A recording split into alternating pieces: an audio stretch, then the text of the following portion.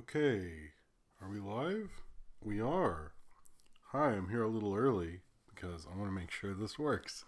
But, hello, welcome to Movie Crap Live. Hey, what's up? It's Jim. It's glad to be back after last week being sick and all that. I'm sorry I'm a little early, but again, I just wanted to make sure everything's working. That's honestly, that's honestly why. But hey, Nathaniel Fogel. Hey, Ryan Walterson. Hey, El Mono Loco. And, I can hear me. Oh, and I didn't get the tweet ready. Oh, no. Oh, no. How will the Twitters know? Well, maybe I'll do that. Does it sound like? Hello, Nathaniel. Blocks the Accent Winkle. Ransam Film. Ian Simbosa, I think. Alec Man, Leland K. I forgot to do. I was like, I've done everything, and I haven't done the thing. So now we're just gonna hear me type before I reveal things. This is so interesting. Everyone, calm down. Jim Esquire the first. Thank you, Ryan. Classic Coleman, Leland K. Austin. Everybody. All right, sorry, I forgot. Buster's behind. Everybody's like, you need to start. I mean, I'm starting early. This is why I started early, so I could totally forget about the thing I need to. Okay, Movie Crap is live. There we go. This is the exciting part of the beginning of the show where you hear me right on Twitter. All right. I am really early, but hey, Lauren Jones, how's it going? Who was the first person to tell me I crossed 13,000 subs? So thank you very much. Hi, Sinram, how's it going? All right, now we're gonna do something. I want to see if this works. This is a new thing. I'm gonna use this real quick. We're gonna look at this. Hold on. Let's see if this works. And did that work? Doesn't look like it did. Did it work? Anyway, or do you have to? Oh, you gotta cut. Did that work? I have no clue. I don't think it did. Cut. Okay. Am I on? Doesn't look. Oh, it did work. Delay. Thanks a lot, YouTube. It made me think I didn't work. All right. See, I thought it didn't work because of the delay, but it did work. Now I feel stupid. Anyway. All right. I'm sorry, Blocks, you're having some PayPal issues. It did work. I didn't know that. It worked both times, which I'm finding out later. Anyway, Buster's here. I am here. I'm feeling better. I thought the camera would look better on the new computer, but it seems to look the same. Anyway, all right. So, it's been a crazy 2 weeks. I was sick. I do have a new computer, which is nice because it moves faster than the old one, which is about 5 years old. And yeah, so I guess first we'll talk about being sick or Thanksgiving. Yes, we had a good Thanksgiving. We did watch the Charlie Brown Thanksgiving special. I don't like how it's organized over there because you couldn't really figure out how to get the other Charlie Brown special. It really isn't organized very well. You actually can't watch the other one they used to play that sort of just tells you the history of the Pilgrims and all that. They didn't have that on there, so there's that sort of stunk. But we had a good Thanksgiving. Sophie and I watched a ton of Thanksgiving stuff. We had a good time. My wife made an amazing meal. It was fun. I actually had the day off, so that was cool. And then, I'll get to the MST3K thing. We did watch Garfield Thanksgiving, actually, Ryan. We did watch Garfield Thanksgiving. And I have to say, and I said this on Twitter at the time that day, that the best Thanksgiving episode special is the Animaniacs one, Turkey Jerky. That is amazing. I actually like Turkey Jerky rules. That's the best one. I did watch some of the Turkey Egg Holiday. It's hard to watch it because it's that's very much my thing, not everyone in my family's thing, so I don't want to dominate me just watching Mystery Science Theater all day. But we'll talk about that a little later. I did watch the thing that shame retracted. I did watch the part that is the part we will talk about. I did get to watch that. So I did not watch Freebirds. No, I don't really have a lot of interest in that, but I feel like we'll have to watch it eventually. And I didn't watch the regular show episode. Oh, that is true, the King of the Hill, but that's not really a little kid one. Anyway, being sick, I was sick. I was really sick actually, and even though I got a flu shot, but I was tested for COVID 3 times, 2 rapid tests and one long test. And actually, it was the day after the last show. I went and got a test, and I had to wait in the cold for like 4 hours. And you still said no. No, sorry. Did anyone get that? No. But they, yeah, we did the rapid, and it didn't do. Yeah, we didn't.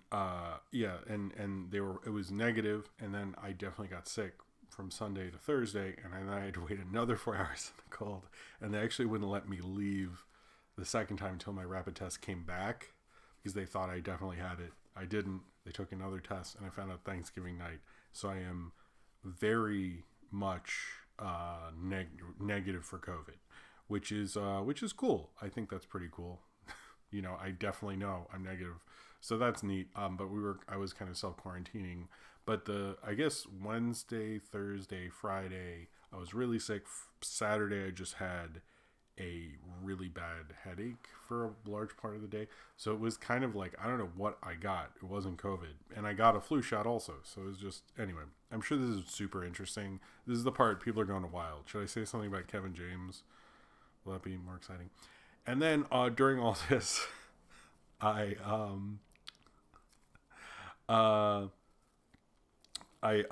the new computer, which is the Apple with the M1 chip. It just showed up. It was supposed to show up this week.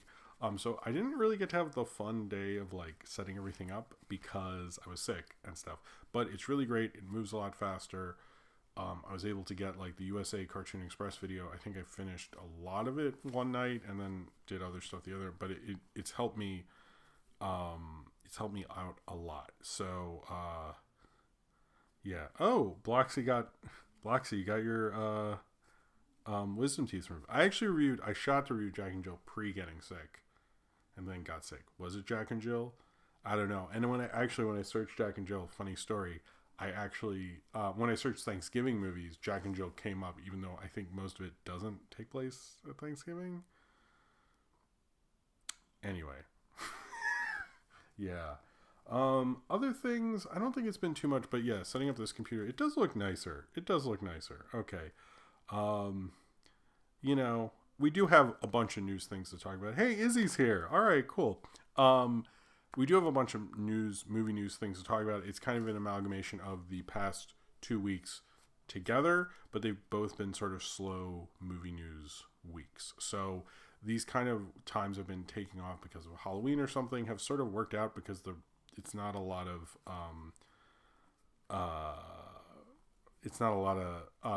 stuff going on. So it works. Others. Oh, and I now have a TikTok. Because I put the Mandalorian song on there. I think I'm just gonna put music that I make on there. I think that's what. So I'm hip with the kids. I got a TikTok. I've had one for a little bit, but I just followed people, and now I posted. And I don't think everyone tells me when you post on TikTok you get all these views, but I didn't. I don't. I guess much like all the time, my views are minimal. What are my views on TikTok? This is really starting off the show. Izzy's gonna be like, Jim, this was boring. Actually, Izzy would never say that to me because Izzy's amazing. But I will not be doing TikTok dances. It'll probably just be me repurposing videos that are really short onto TikTok because why not? Oh, cool, awesome. I'm glad you were. I mean, sorry. I saw Sinram's double the movie news to get pissed about. All right, before we get into it, and I'm sorry we're starting really early, so we're getting the kind of Patreon Discord push right at 10:30. But it's good to start early. I was just really paranoid about me messing this up with a new computer, but I'm happy to have I am gonna get a new mic. I'm hoping to get a new mic soon. I can only do USB mics because I don't really have I have a setup like the like you saw in the time. Sorry, I need to talk faster. In the pizza party time lapse thing, I have like just a card table with my computer and stuff like that. I'm very much like, I don't have a desk. We don't have enough room for that. Maybe in the next apartment if I make tons more money or something, or my channel explodes, sure, I will get an XLR mic. I'm not like against that. It's just more of a practical thing. But I think I'm getting at least a better USB mic. That is one thing that was interesting. The dongle situation with Max is I had to get an extra dongle that had multiple USBs because the new dongle only has one USB, and to have a mic and a camera. Anyway, is this interesting? Yeah. On a Snicker, like a Snickers, Ransom Film Souls. Well, I appreciate the thought. Anyway, let's get into other things. If I do cough, I keep a little bit of a cough for a little bit, but let's get into it. And Izzy, I will talk about Beast Wars right after this if you're still watching, because it's a real thing. Anyway, it's a real movie So if you would like to support me, and if you would like to support me in all the videos I make, and everything, okay, let's start over. If you would like to support me and everything I do, I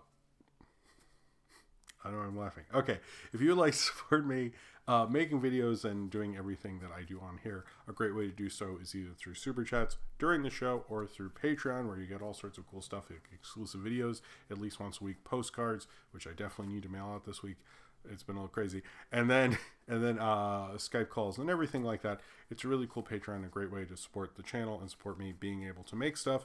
And I think and has actually been able to let me get new equipment like this computer. So as you see this channel improve, it's because of contributions from viewers like you, as well as you are financially able to do so. I know it is a really hard time right now, and if you're not financially able to do so, just liking, or if you're not subscribing, checking the bell, any amount of support is always grateful. So, but thank you very much if you are able to contribute. I very much appreciate it. And you guys, seriously, I never thought I'd be able to afford to get a new computer, and you let me be able to do that. So, really thank you guys so much for that. I don't know, it's kind of cool. I was like, oh, cool, I'm enough of a success to get a new computer finally. So, that I really appreciate it, by the way.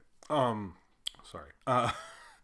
Also, if you if you like hanging out in the chat, or you like discussing movie news, or like my stuff or whatever, you can hang out on the Discord, which is run really well by Austin and Zane Powers. It is a really cool Discord. There's the Ask Jim section. If you don't get your question asked in during the question and answer period, if you don't get your question asked in the question and answer period, or you're watching this later and you never get a question, sorry, Blacksy, I'll get to you in a second. And you never, okay, I'll just answer it. Sorry, Dunkachino TikTok when? I didn't make the Dunkachino part, so I'd have to ask that other person, but cheers to you. Thank you very much, Blacksy. First Red Bull of the night. But where were we? Yes, there's a lot of good stuff. There's suggestions if you want me to review a short film or a film, and that is a very good place to do it, because I can just look down on that list, as well as things like I asked today, like, what movie news stories do you want me to talk about? I post the segments earlier on the Discord, so it's a great way to get things a little more things like that and interact. And I also put the throwback video of the week. This week it was Thanksgiving. I've been doing that on the community post on my YouTube channel, the one you're watching right now, and on the Discord as well. So if you want to watch that there, it's a really cool Discord. I'm really happy with it, and thank you, Austin and Zane Powers, for running a great one. Can we get a Patreon goal tablet to do this full time? I've thought about that. Maybe I need to redo the Patreon. That's like another thing, and I felt bad pushing. Anyway, hold on. Cheers to you, Zane Powers. I sort of felt bad pushing pushing a Patreon during COVID, but I do need to do that. I think that might be a early 2021 goal, because the video on it is really old, and I need to I want to keep all the goals, but I need to I need to do that. So anyway, but maybe I should do a tab. See how much. I don't think we're anywhere close because I live in New York and things are expensive. Anyway, I'll just talk about this first because maybe Izzy's still here. I don't know. So she can hear the Beast Wars news because maybe that's why she's here. I don't know. Anyway, so the director of Creed 2. Did I get all the things? Yes. Okay. So the director of Creed 2, Stephen Cable Jr., is attached to the next Transformers movie. Now, we don't know what this movie is, but in the announcement to it, we did get that they're going to be the two scripts that we heard about before, one by James Vanderbilt and the other by Joby Harold, I don't know. Those two scripts that we heard being developed, one of which, the James Vanderbilt one, we know is a Beast Wars script. The other one we just know is a Transformers script. We don't know like what series or anything like that. Let me go back here. Ryan Walterson says the way he leaps headfirst towards the camera, diving into a deep discussion, is just full of exaggerated swagger of a ginger man. I don't know. I like that. I'm not sure what the reference is, but cheers to you, Ryan. So, anyway, it sounds like I have been on Twitter. Do you mean Sonic? Is that what it means? Anyway, so basically why I'm saying this is a Beast Wars thing is because of Stephen Cable Jr.'s age, and I think people have assumed he's probably doing a Beast Wars thing, because also the other thing about that is that everyone's making fun of me, is that like that's all we know. That's the only thing we know about the Transformers franchise, is that they were writing a Beast Wars movie. We don't know what the other thing is. So all we know right now is it's like he has two projects. One of them could be that, and it seems like that one had a little further development of that. So people are sort of insinuating it. It's not a bad insinuation and could happen. But Stephen Cable Jr., who previously directed Creed 2, which was, I think, just kind of an average Rocky movie sort of thing, and it was good as a studio director sort of thing, if you want to get into that, I think. And I think he could do a good job, but we'll see what's happening. But it does look like a lot of people insinuated we will actually probably be getting more of a Beast Wars thing. Seems actually pretty plausible right now, but that's sort of the only lead we have to go on either, so, you know. We got a super chat from Will. Will says, surprised even after the first Pacific Realm, Del Toro hasn't been given a call to direct a Transformers movie yet. First off, nice. How's it going, Will? And cheers to you. Thank you for the super chat. I am surprised. I wouldn't be surprised if, when he would have done something like that, Bay wasn't budging. I wouldn't be surprised if there was a phone call, because I know we got a phone call about Star Wars and said you didn't really go that far. But I think I'm curious what happened with that. I think it could have been happened, but I think, you know, I would probably at this point not want him to do one, but he probably should have done the second one other than Michael Bay, to be honest. All right, so let's get into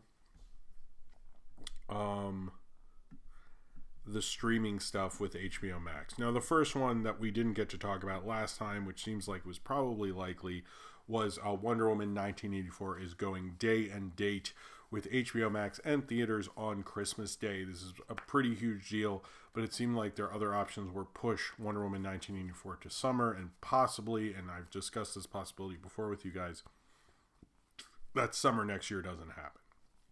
So that's not a guarantee. I think they need to launch a streaming service further. They have what was seriously, before COVID, was considered the big movie of the year. I think I talked before how there are articles written about how there will not be another billion-dollar movie for a while, which is so on the nose. Oh man, remember? We were like, 2020, what a crazy year. They almost released too many movies. Whoa, maybe they knew something. I don't know. I'm just saying it is interesting that happened that way. But yes, there were articles written. We won't have another $1 billion grosser for a while, and maybe the only one could have been Wonder Woman 1984. It was really considered movie theaters' great hope this year pre-COVID. So I think they looked at this like, we have this big monster of a movie. We can release it on HBO Max, get HBO Max subscribers up, make HBO Max users happy, give people that big family movie. And I think this film will actually play, and don't take this as like, I love Pete Docter, I think he's a great director, but let's be real, most families are going to watch Wonder Woman 1984 first. There's another reason you actually should, because you only get about a month, mostly because they have contracts signed with Amazon Prime VOD places that they can't break. So basically this movie will be cheaper for a month and then get more expensive and then like go back at a certain point. So the release of this is going to be strange, which I find kind of entertaining. So you could probably do a free trial and see this and then cancel it right away. And then, you know, if you see it around Christmas. So, St. Powers, are you saying COVID was an inside job? I'm not saying that. No, it wasn't. It wasn't. But cheers to you, St. Powers. But anyway, I think this is a good idea because one of the things I like about movies is bringing everyone together. And I think Wonder Woman, in my family, in my household, Wonder Woman is a big deal. And we heard Wonder Woman 1984 was going to be on Christmas.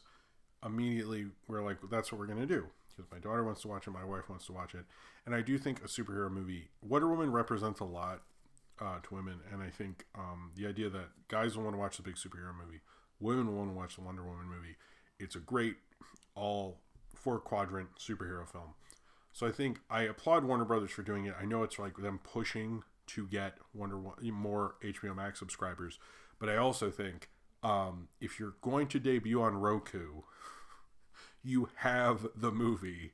Fucking change it. You've had the Fire Stick thing worked, but you're almost there. The other thing with HBO Max is it's not international.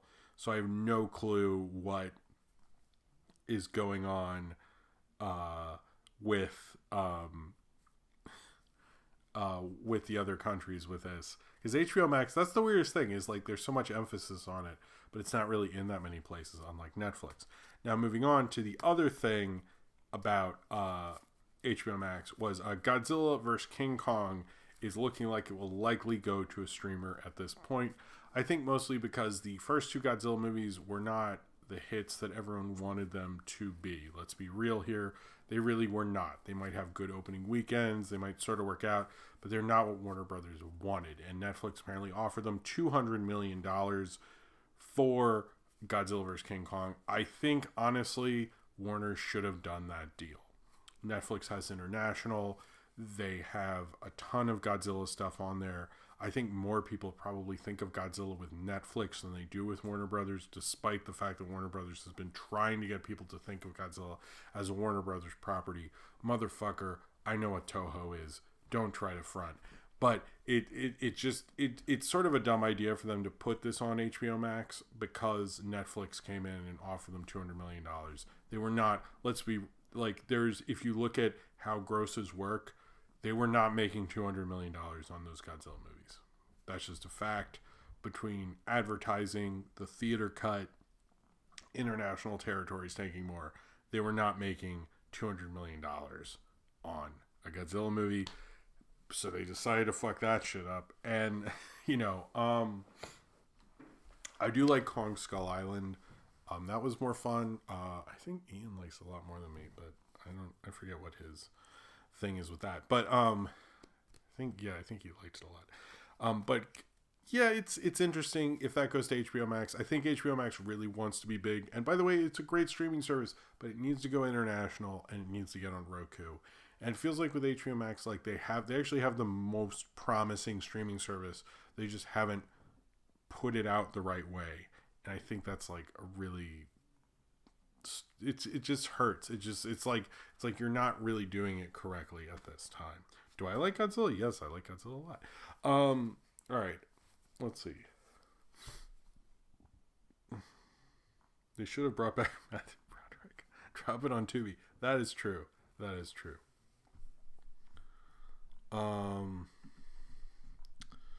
Okay, so in other movie theaters or none news, Universal has made a similar deal with Cinemark that it made with AMC. The difference is if a Universal film makes over $50 million or around $50 million, then it can stay in theaters longer than the usual theatrical window. I think the interesting thing about this is that they put that stipulation in there, which pretty much means with how Universal's going, DreamWorks movies, which sometimes, I don't know when the last time one of those did that, but can do that, Illumination and Fast and Furious, as well as, all the other properties Universal has. But it's interesting that we're going to see more of these deals. Regal has not made a deal as of yet. With Cinemark, I think Universal seems to be wanting to make these deals because they wanted to do this for a while, and they're going to continue to do that. And the Cinemark one was interesting because of the grosses being mentioned, making it have to stay in theaters a little longer. If it is a bigger hit, that makes sense. But it sounds like they're probably positioning to do Fast and Furious. It sounds like that's probably what's going to happen. I like Will's comment. Clearly, super intelligence is going to pick up traction for HBO Max.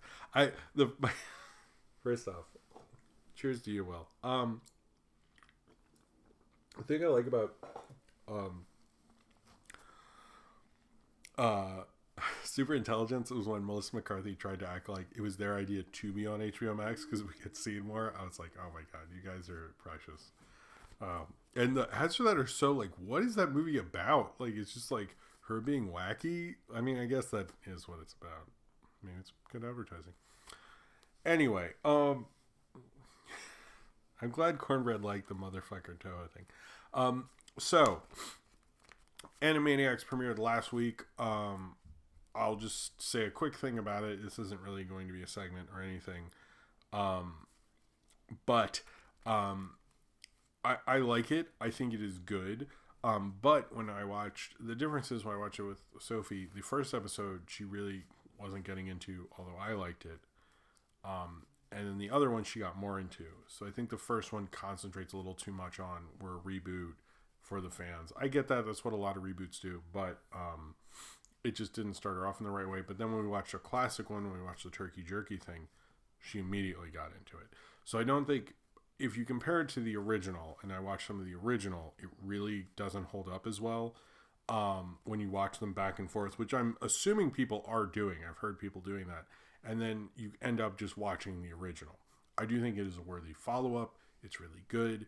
But to be honest, what it's mainly made me do is I kind of stopped and started watching the original. So that's kind of where I am. I didn't get to the episode we're about to talk about with the phone thing. But anyway. Oh, Austin said, Jim, are you pondering when I'm pondering? Nice.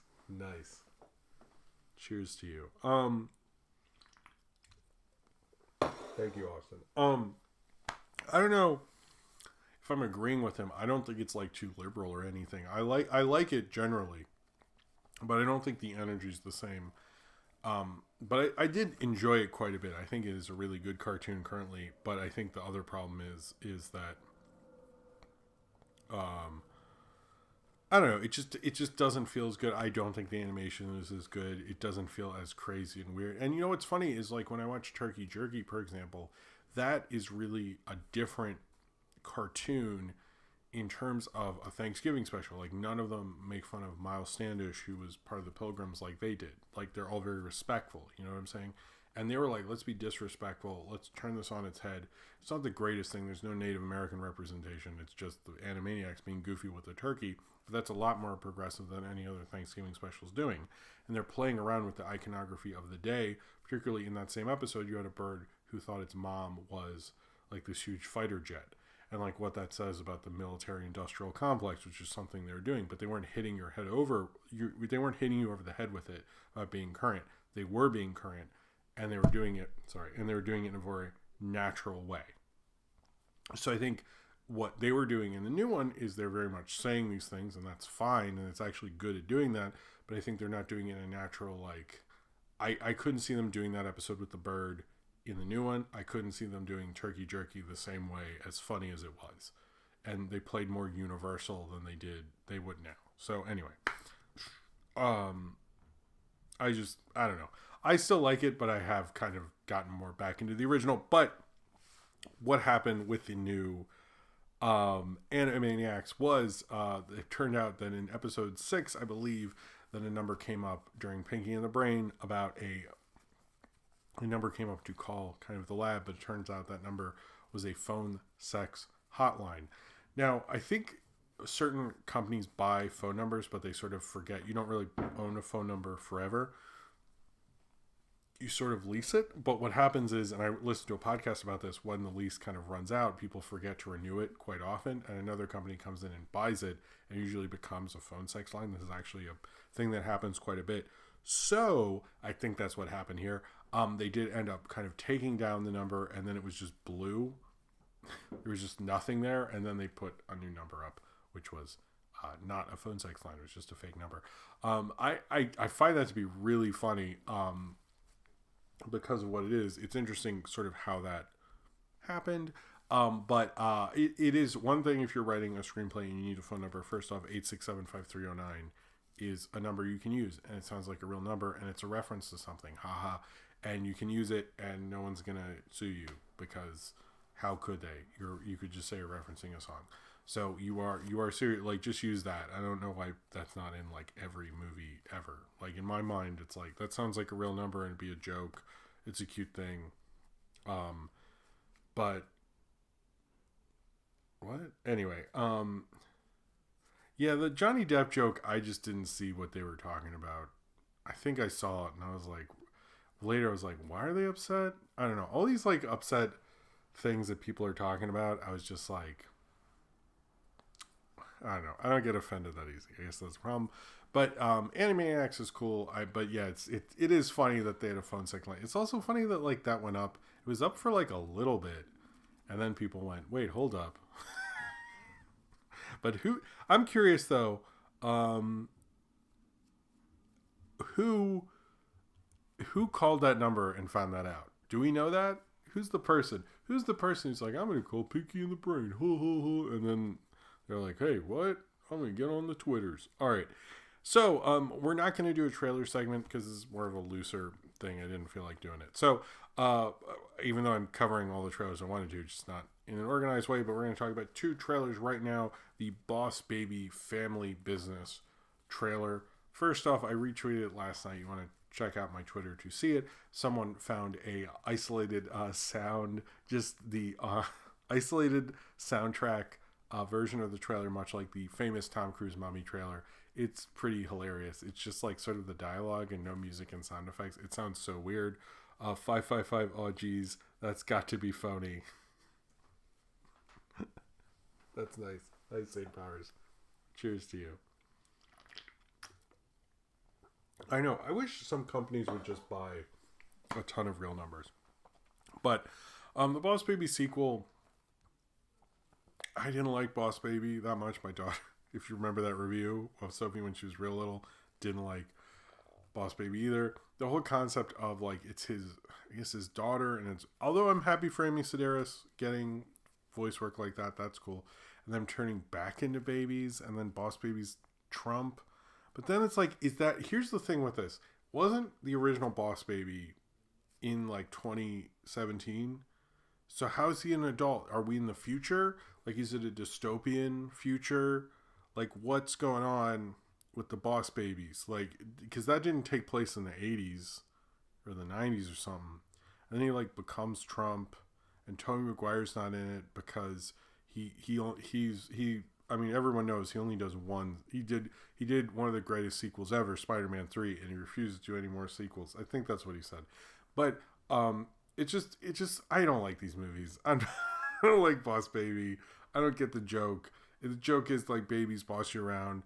Like, I already lived that life, bro. I don't need a movie with Alec Baldwin doing his Trump thing. And I'm so sick of that too. I don't want to hear. I don't need to hear Alec Baldwin do the fucking Trump thing. God, if he's on SNL tonight, just no one tell me. I don't want to see that ever again in my whole life. It's just like 4 years of, I mean, Trump was bad, but Alec Baldwin, man, what happened to the shadow, man?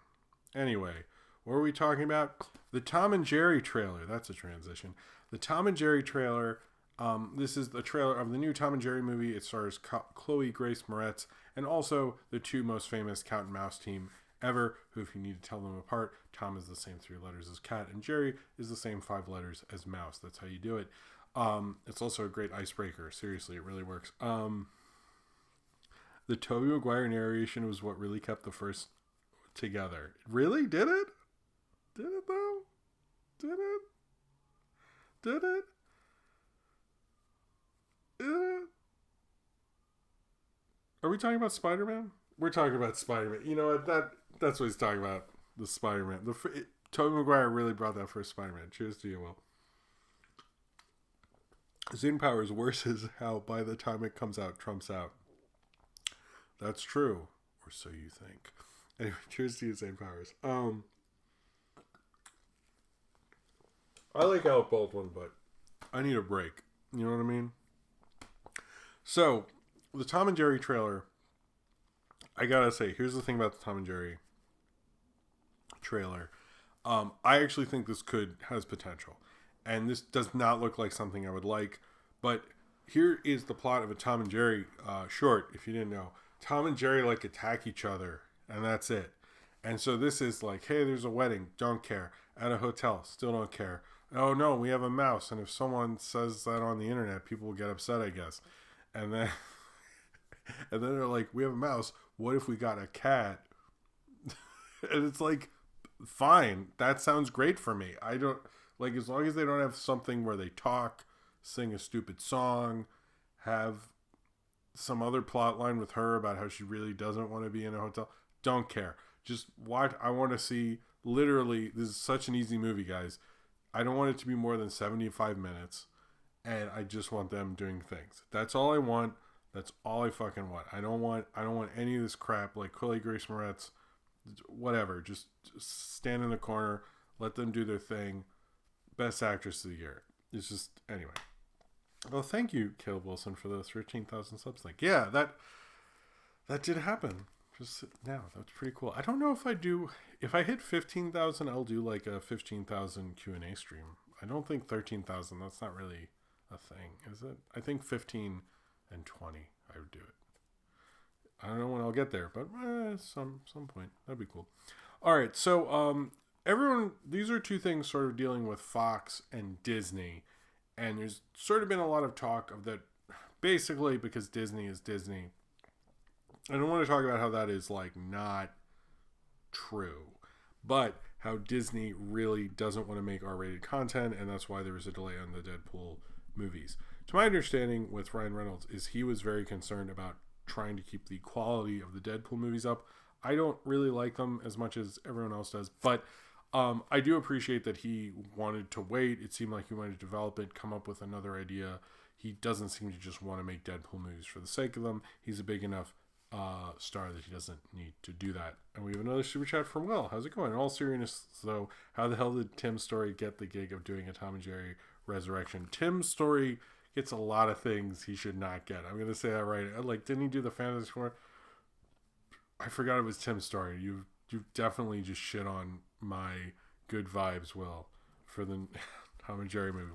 My good vibes have been shit on, but cheers to you regardless. Thank you, Will. So Deadpool 3 seems to be moving ahead at Disney, finally, with two writers who the Molex sisters, I believe. They're writers on Bob's Burgers, yes, the Molex sisters. They're moving forward with Fox and Disney. Do a face reveal, nice.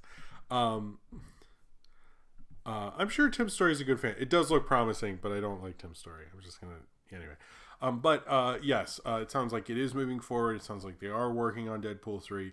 There's no idea of how it's connecting to the MCU, anything like that. I still think it would be a hilarious idea for Deadpool 3 to be Deadpool's now in the Marvel Universe, and now he has to be PG-13, and like anytime he tries to do something R, they like cut it in a way, and like he's always bleeped and things. I think that would be funny.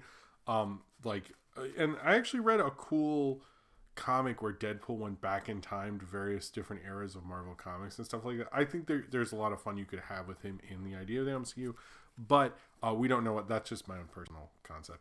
But I remember reading that comic and thinking of that idea, and I thought like, oh, Deadpool's really good at like going into different dimensions and worlds and playing around, so that would be fun. We don't know all the connections with it, but Disney is moving forward with it. It will be R-rated.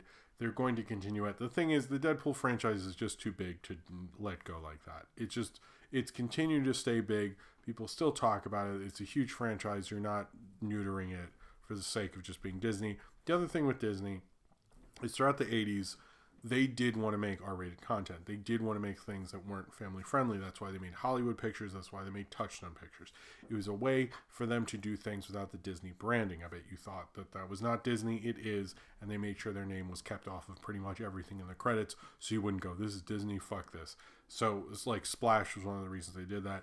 So this, I think one of the reasons the 20th Century Fox deal looked very appealing to them was not just so they could, have the rights of X-Men and the few Star Wars things they didn't have the rights to. It was more so, and also, having a huge library, but it was also one of the things we don't talk enough about is they wanted to do more adult content and find a way to do that. And now they're able to do that under the Disney banner, and it's acceptable. And that's something they've been fighting for since the 1980s. So I think it makes a lot of sense that they're going to go forward with this, and this week confirmed that more than anything. Now, the other thing is Predators, the new Predators film with Dan Trachtenberg. Supposedly, the interesting thing with this is I didn't think we'd get another Predators movie after that Shane Black thing that nobody seemed to like.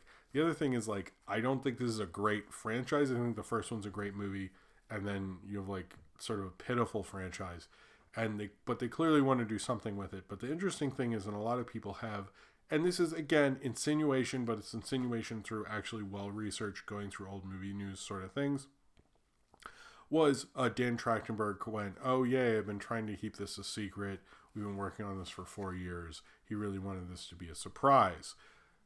So what people were like, why did you want it to be a surprise? Like they didn't want to announce till they were shooting, something like that. But there was talk of that there was a previous announcement for a film from Dan Trachtenberg, who is the director of 10 Cloverfield Lane, that he was working on a film called Skulls, which is not a remake of that reboot of that movie that, was it Joshua Jackson and...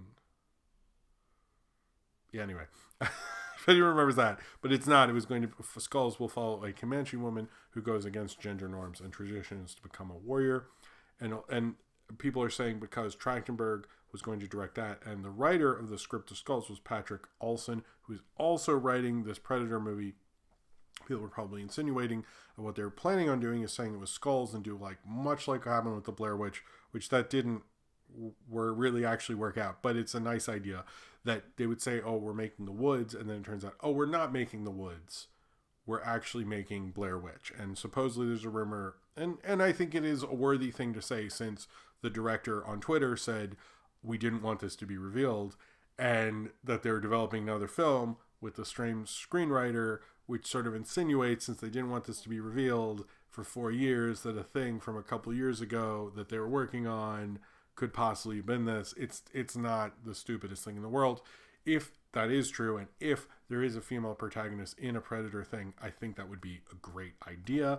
I think the idea of Skulls merged with the Predator sounds really cool. Do we know what that is? No, we do not know what the plot of this Predator thing. Could that have been another project, and we're kind of molding the two like a bunch of stupid idiots?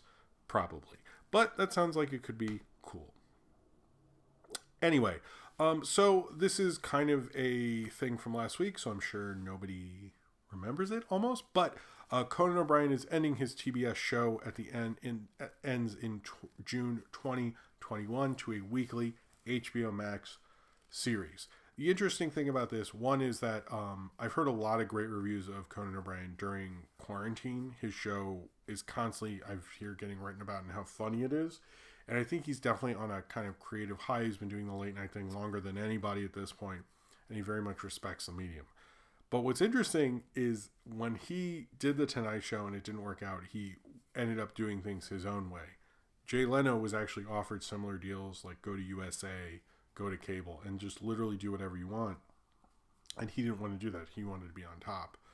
And, now he's doing that stupid garage show. Nobody respects him. Whereas Conan gets all the respect in the world, and he's doing, travel shows, this show, that show. He has a podcast. He's doing so many, thank you, Ryan. He has so many different things going on. And it seems like he wants to make just the best show he can, and he probably can do that more if he could do a weekly show on HBO Max. Again, this makes HBO Max more viable, and you're not doing a talk show with someone who, is more newer to the game and doesn't have an audience. Conan gets a lot of respect, probably get you awards. If you think of like the quality of a daily show, or I think it's like 4 times a week or whatever, and then you combine it to a weekly show, which will then get more attention because it's on HBO Max, it's probably good for the Warner's brand and AT&T and HBO Max and all of that to do that. So it makes a lot of sense, and I think artistically it's probably better for Conan. So it's a win-win all around. But it is interesting. It's clearly like he cares about the art of what he's doing and tries to make good quality content, and he will be able to do that with this. I love Conan, and I will check out the HBO Max show. And I probably should have watched more of what's going on currently because I've just heard like great things about him in quarantine. What's this about a Jay Leno garage show? Oh my God. There's so many ads. We were watching something. There's so many ads for that. It looks so horrible. Oh my God. What's the interesting thing about Jay Leno is I think you could make a great documentary about him. If he was ever on Marc Maron, I would listen to that the second it came out, but he never does that stuff. And it's very interesting because he used to be a comedian's comedian. Like he would show up on talk shows, people would just let him go because he was so funny. And then he became the worst sellouty, awful person ever. And it's the arc of that is just so fascinating to me. Just he's a fascinating person, but he's also awful. But someone could make a really great documentary about him. Seriously, you would be like, I find this guy, I find him very fascinating, but I do not find him funny. So anyway, sorry. Cheers to you, Zane Powers. Thank you very much for the super chat. Jay Leno more like Jay No. Wow, Ryan, that was harsh. Poor Jay Leno. He felt that. He was sitting around. He was like, "Ow! What happened to me?" Yeah, Jay Leno. All right. So the first look at we had a first look at Clifford, the big red dog, and much like it seems to be that people like nowadays, he was photo CGI realistic and all that. I have no attachment to Clifford. I did not grow up watching the cartoon. I did not grow up reading the books. I didn't even grow up with a dog, so let's blame that on him too. But I just don't really have much interest in this. To me, it's like the funny thing is when I watch the Tom and Jerry trailer, even though it's Tim Story, I'm not a big Tim Story fan. That looks promising because that looks like Tom and Jerry. This Clifford thing looks like bullshit CGI Hollywood. And it also he just looks like a red dog. It's like, why would I want to see this? Like, just show me the Clifford from the PBS show. Ryan had a good idea. I'm going to say it anyway, but it's Ryan's idea because he told me, if it's cool, Ryan, I don't think he'd mind. This is all credit to Ryan. He said, because John Ritter did the voice of Clifford, that Jason Ritter should do the voice of Clifford in the new movie. Which I thought was a good idea, by the way. Props to Ryan. That's a great idea. If you work on the Clifford movie, you should hire him. Did you grow up with anything big at least? My dad? I don't know. I don't know. Cheers to you, Zane Powers. You think big? Transformers? Godzilla? There we go. I grew up with Godzilla. Pussies. Growing up with your dog. Godzilla will crush your dog who's all red and then blow fire on him. Yeah. Anyway. Alright. Sorry. Adam. Sorry. That was a good bit. I was into it. Adam ruins everything. So, no, Ryan deserves that shout out. Alright. Adam ruins everything, we learned, is officially over. Adam Conover confirmed this on Twitter when he confirmed that he is working on a show called The G Word, a government comedy sketch show from the production company with the Obamas. I am sad. That sounds interesting. Actually, I think you could do interesting things with it, especially Adam Conover's type of comedy. I think would work well with the G word. But hearing that Adam ruins everything is over is really sad for me. I really like that show. I think I've seen every episode a couple of times. I thought it did a really great job, kind of communicating points, talking about social norms, talking about why we have certain things. I think that it stinks to not have that show anymore. I actually went to school and sort of know, I mean, we're Facebook friends. Matt Pollock, who directed most of them and came up with sort of that amazing, kind of one tracking shot kind of style thing that he came up with that. I thought he did a great job. I don't know if he was really with the show as much towards the end. I think he just did the comedy thing, right? Anyway, I think he just did it when it was on Funny or Die. But I really liked Adam Ruins Everything. I'm sad to see it go. I think it's upsetting. I think that show could have kept going. The one thing is, it's hard for him to keep ruining things. I think they could have just brought it back periodically as web things, something like that. But I'm excited to see Adam Conover in other things. I know he's on BoJack Horseman, things like that. But I think the G word sounds interesting because I know the Obamas think we should talk about what government can do for you. And they're very progressive. They want that idea out there more. I think Adam Conover could do that in a very healthy way. But if you haven't watched some Adam Ruins Everything, go to your True TV on demand so you can download, see if you can DVR some or watch them on YouTube. They're all great. Actually, I think I know an actor who's in it too. I never met Adam Conover, but he seems nice. So we are going to talk about MST3K. What is going on with that? Is there a new host? Officially, we don't know. But here's what happened. So there was a Turkey Day marathon. It was broadcast on Pluto, streamed on YouTube, everywhere. At the end of that marathon, Emily Marsh, who did that stream thing with Crow and Servo earlier. She was on the live tour that I did the review for. Which I think I need to wear the shirt for more. Maybe I'll do that. The Big Top Circus, whatever. She was on that as well. And it's always been insinuated she is the next host on that tour, on the Twitch thing. And I very much support her. She has very few followers on Twitter, which is why when I tweeted about this, I actually added her, which I never do that sort of stuff. But I was kind of just like, could just people follow her. She has less followers than me. I don't like that. She should have more followers than me. So just follow her. Go to that tweet and just follow her. You don't have to say Jim made me follow you. That's weird. Just follow her because I think she's really cool. But at the end of the marathon, her, Crow, and Servo were transported up to the Satellite of Love and then riffed on a short, which was really funny. I was a little drunk and tired because it was the end of Thanksgiving, and I sleepily watched it in my bed, and I don't remember it that well. And I thought, well, I'll watch it again in the morning when I get to work because it's short. And then I went to watch it, and it was not there. It was not there, and you can't watch it. Now, it came after Cry Wilderness, which is, in my book, the best Netflix episode, but that was cut after that movie and that short were cut. I'm not trying to act like, I'm sure they just did it because they were, because of a rights thing, but it sort of stinks. I noticed that MST3K sites picked it up. There hasn't been too much on it. It, to me, looks like, they haven't made an announcement. We don't know what's going on with the show right now. I like Zane Powers. What if Jonah were the new evil doctor? I think it's for MST3K. I think it's the Cynthias from the tour and things like that. But cheers to you, Zane Powers. Anyway, yeah, I guess it is Lost Media Ransom Film. You're right.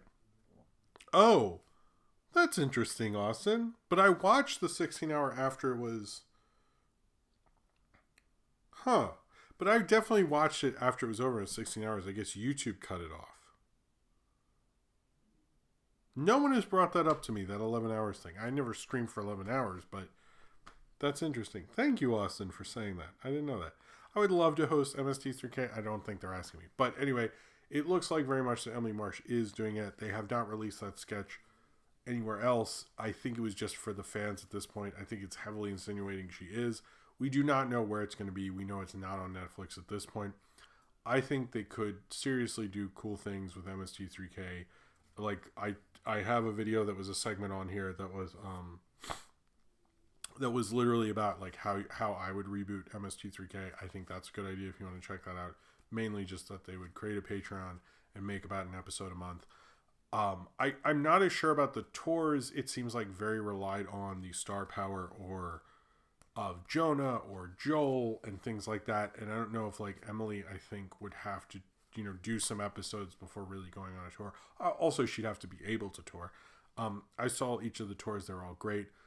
I think she can do it. I know she's a puppeteer, which I think would be great. I think she brings another energy. And one of my big complaints over Jonah is Jonah didn't feel distinct enough from Joel or Mike. He just felt like I think it's like this hipster thing, and I think he was good at that, but it just didn't feel distinct.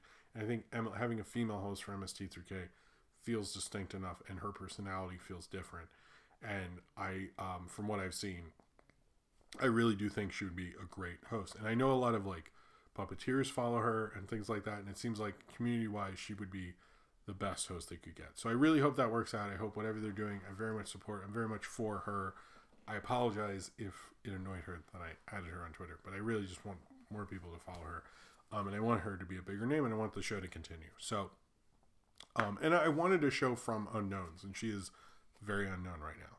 So we'll see what happens, but I imagine if we get an announcement, which it sort of looks like the way they did that there might be at some point. I have no clue when, but when there is one about new MST3K, I'm assuming she will be the host, and I very much look forward to that. Oh, here we go. Sinram. I wanted to see a particular Space Ghost episode via HBO Max, but that particular episode was missing. Any idea why HBO Max does not have them all? I do not. Thank you. First off, I think we're cracking up a second Red Bull tonight. I do not, but I know some cable. Some of them are on Adult Swim. I know some cable, like my cable on demand, has more Space Ghosts than HBO Max. But we have another one after that. First off, thank you, Sinram. But HBO Max has not been very giving on the Adult Swim side, and since Space Ghost is, although it was pre-Adult Swim in the episode I'm sure you're talking about, is pre-Adult Swim, they haven't been posting them as regularly as they should. I'm sure it will happen eventually, but I would check if you know someone with the cable on demand. I don't know what episode you're talking about specifically. Try to say it in the chat, but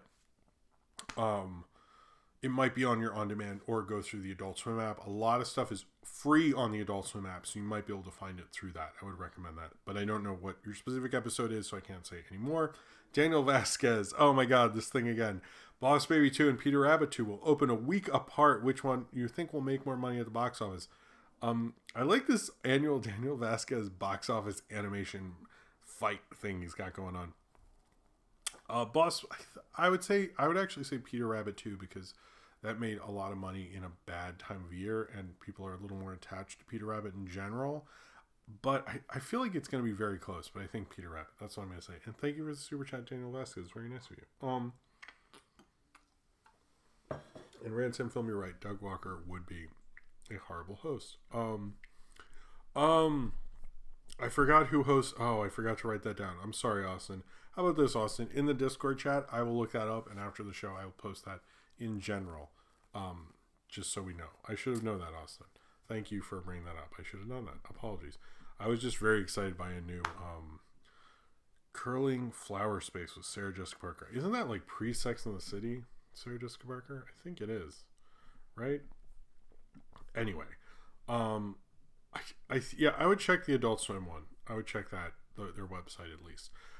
So moving on, Joss Whedon has exited the HBO show The Nevers, which was the show he developed and created. It was basically going to be about female. It was going to be about these female revolutionary fighter persons. Anyway, it didn't actually sound that interesting to me. But basically, why is this a big deal? Because he created it and he's leaving before it happens. It was supposed to be his big return to TV. And he's leaving.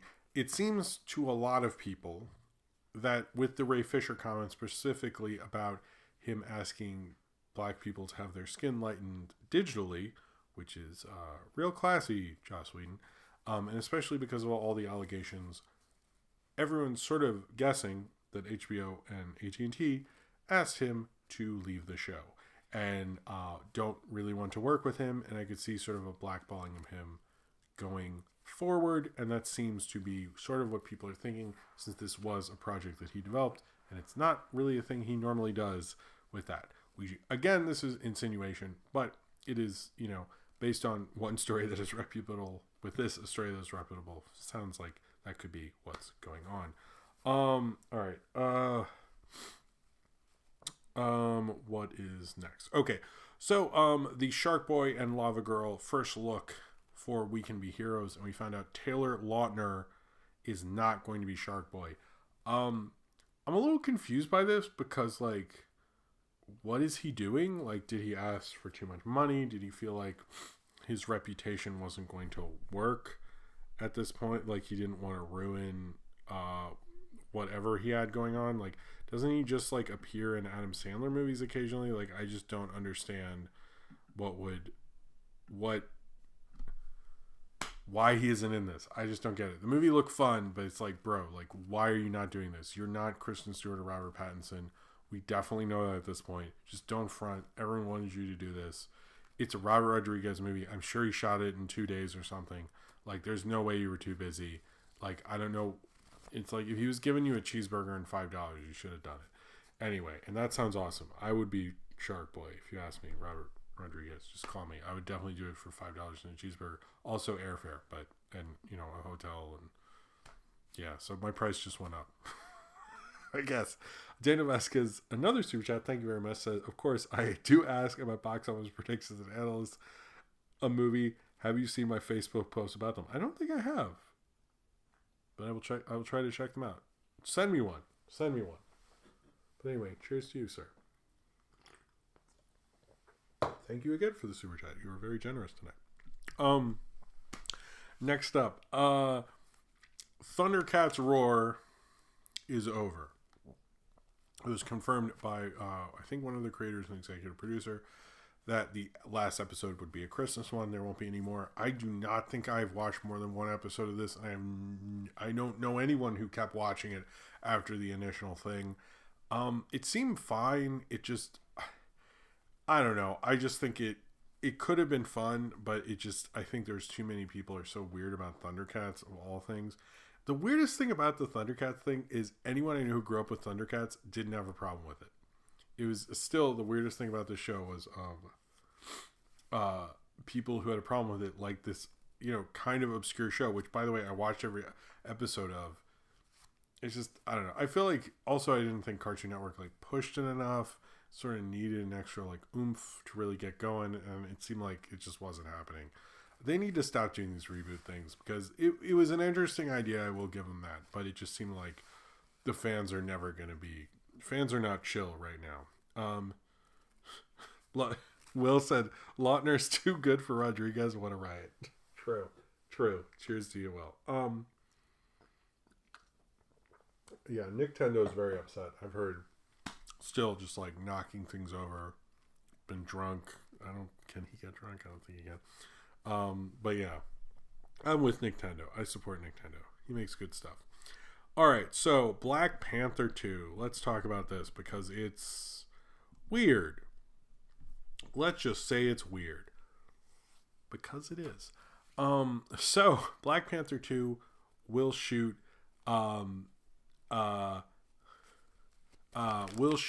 in July originally, when they thought Chadwick Boseman was going to be, and it was actually going to shoot in about March and April of 2021, is now scheduled to start shooting in July, and they have cast one of the antagonists, Tanak Horeta.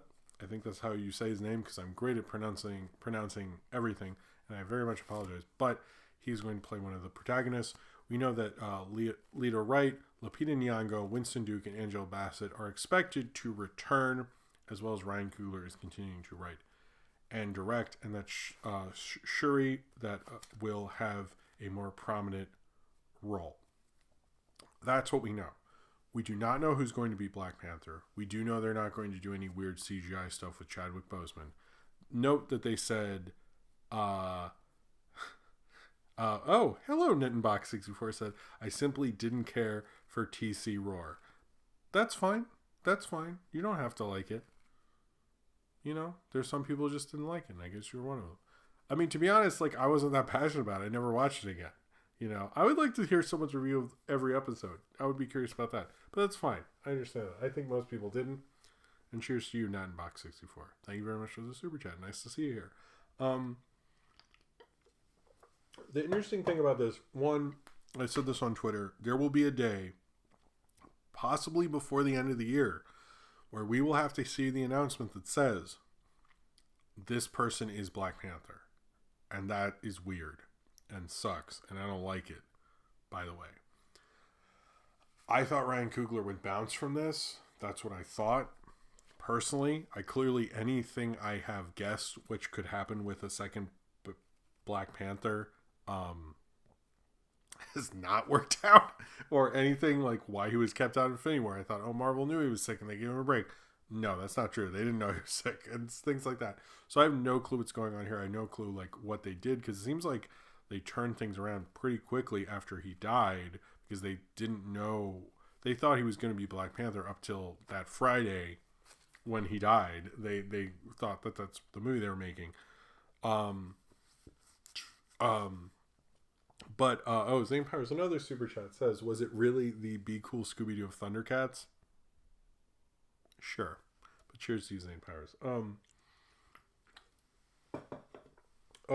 But it's interesting what they're going to do with this. It seems like they're heavily insinuating Shuri could be Black Panther. The other option I could see is Winston Duke. Since he's a star on the rise, I'm sure he'd be really good in the role. I'm sure he can carry a movie. Well, I haven't seen him do that, but I feel like he could. Or they could go with someone else. The CGI stuff, I would say, is noted they say CGI, not additional scenes or cut scenes that they could use for something else. I could see that happening. That's something they do quite frequently. That's what they did to Carrie Fisher. So we'll see what's going to happen with that. It seems like maybe he'll die off screen. We really don't know anything, but I'm very surprised they're moving forward with this the way they are. Especially because movie theaters aren't in the best shape. There's like so many reasons they could just delay that are entirely reasonable. And I'm shocked that they're going forward with this so quickly. I would take some time and I think let people heal a little, you know, and maybe Disney is a little behind the Chadwick Boseman Best Actor thing. And they really, you know, want to start a narrative with it, but it's just too fucking soon. I think this is ridiculous. To be honest with you, I'm curious how they're planning this and what this second one is. If Ryan Coogler pulls this off, I mean, holy shit. I just think like everyone involved should be nervous unless they have a really great take on it. Which I don't know what the fuck that is. So good luck with them, but this just makes me. I think Shuri would be a great Black Panther, but again, it's interesting to me. They keep positioning it, but they don't say it, which makes me think either she is, and they're just like dragging this out forever, or it's someone else and they don't want to get into it. I think she should probably be it because she's next, bloodline wise. But it is interesting. I don't know if it's like a cultural thing, you know, because of Wakanda. I don't think there have ever been female Black Panthers before. So is that like a thing? I don't know. I mean, they can rewrite it. I think she would be great. I think she can carry a movie. I hope that's probably my pick. It's either her or Winston Duke. Don't bring anyone else in. That's a bad idea.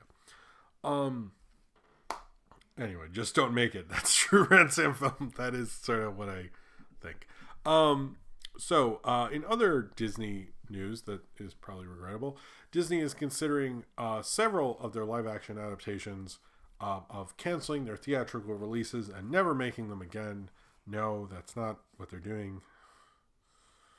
They're still making them. Yay. But they're going to go to Disney Plus. Those include Cruella, the Craig Gillespie directed live-action reimagining of the animated classic that stars Emma Stone as Cruella de Vil. She's like a punk Cruella de Vil that wears animal fur. Figure that out. Does that make sense? Do you even understand what punk was? There's no punk who would do... Anyway, whatever. I don't like the idea of Cruella. Whatever. Then we also have the Robert Zemeckis directed Pinocchio that Tom Hanks starring in. This was probably the most controversial of the picks. Most people were surprised this is going to streaming, even though the last Tom Hanks movie went to Apple Plus. The last Robert Zemeckis movie went to HBO Max. But to have those two teaming together for the first time since Castaway, kind of makes you think that it would be a bigger deal. But it seems like they're looking for that to go to streaming, as well as probably the one of these that looks the most promising, which is the David Lowery Peter Pan and Wendy, which would have a black Tinkerbell. If this is going forward, I do think the Peter Pan and Wendy, that might work out because Pete's Dragon just didn't get that big, and it might work because I think he's actually very good. Pete's Dragon was really great.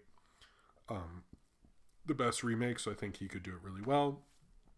But we'll see about all that, if they're actually going to do that. I think the only one that has promise is a Pinocchio with Tom Hanks and Robert Zemeckis, but I don't think people care about Robert Zemeckis. You know, it's like from the director of Forrest Gump. Yeah, I don't know. I think I'm a little half and half on this, but I would say Robert Zemeckis has seen better days.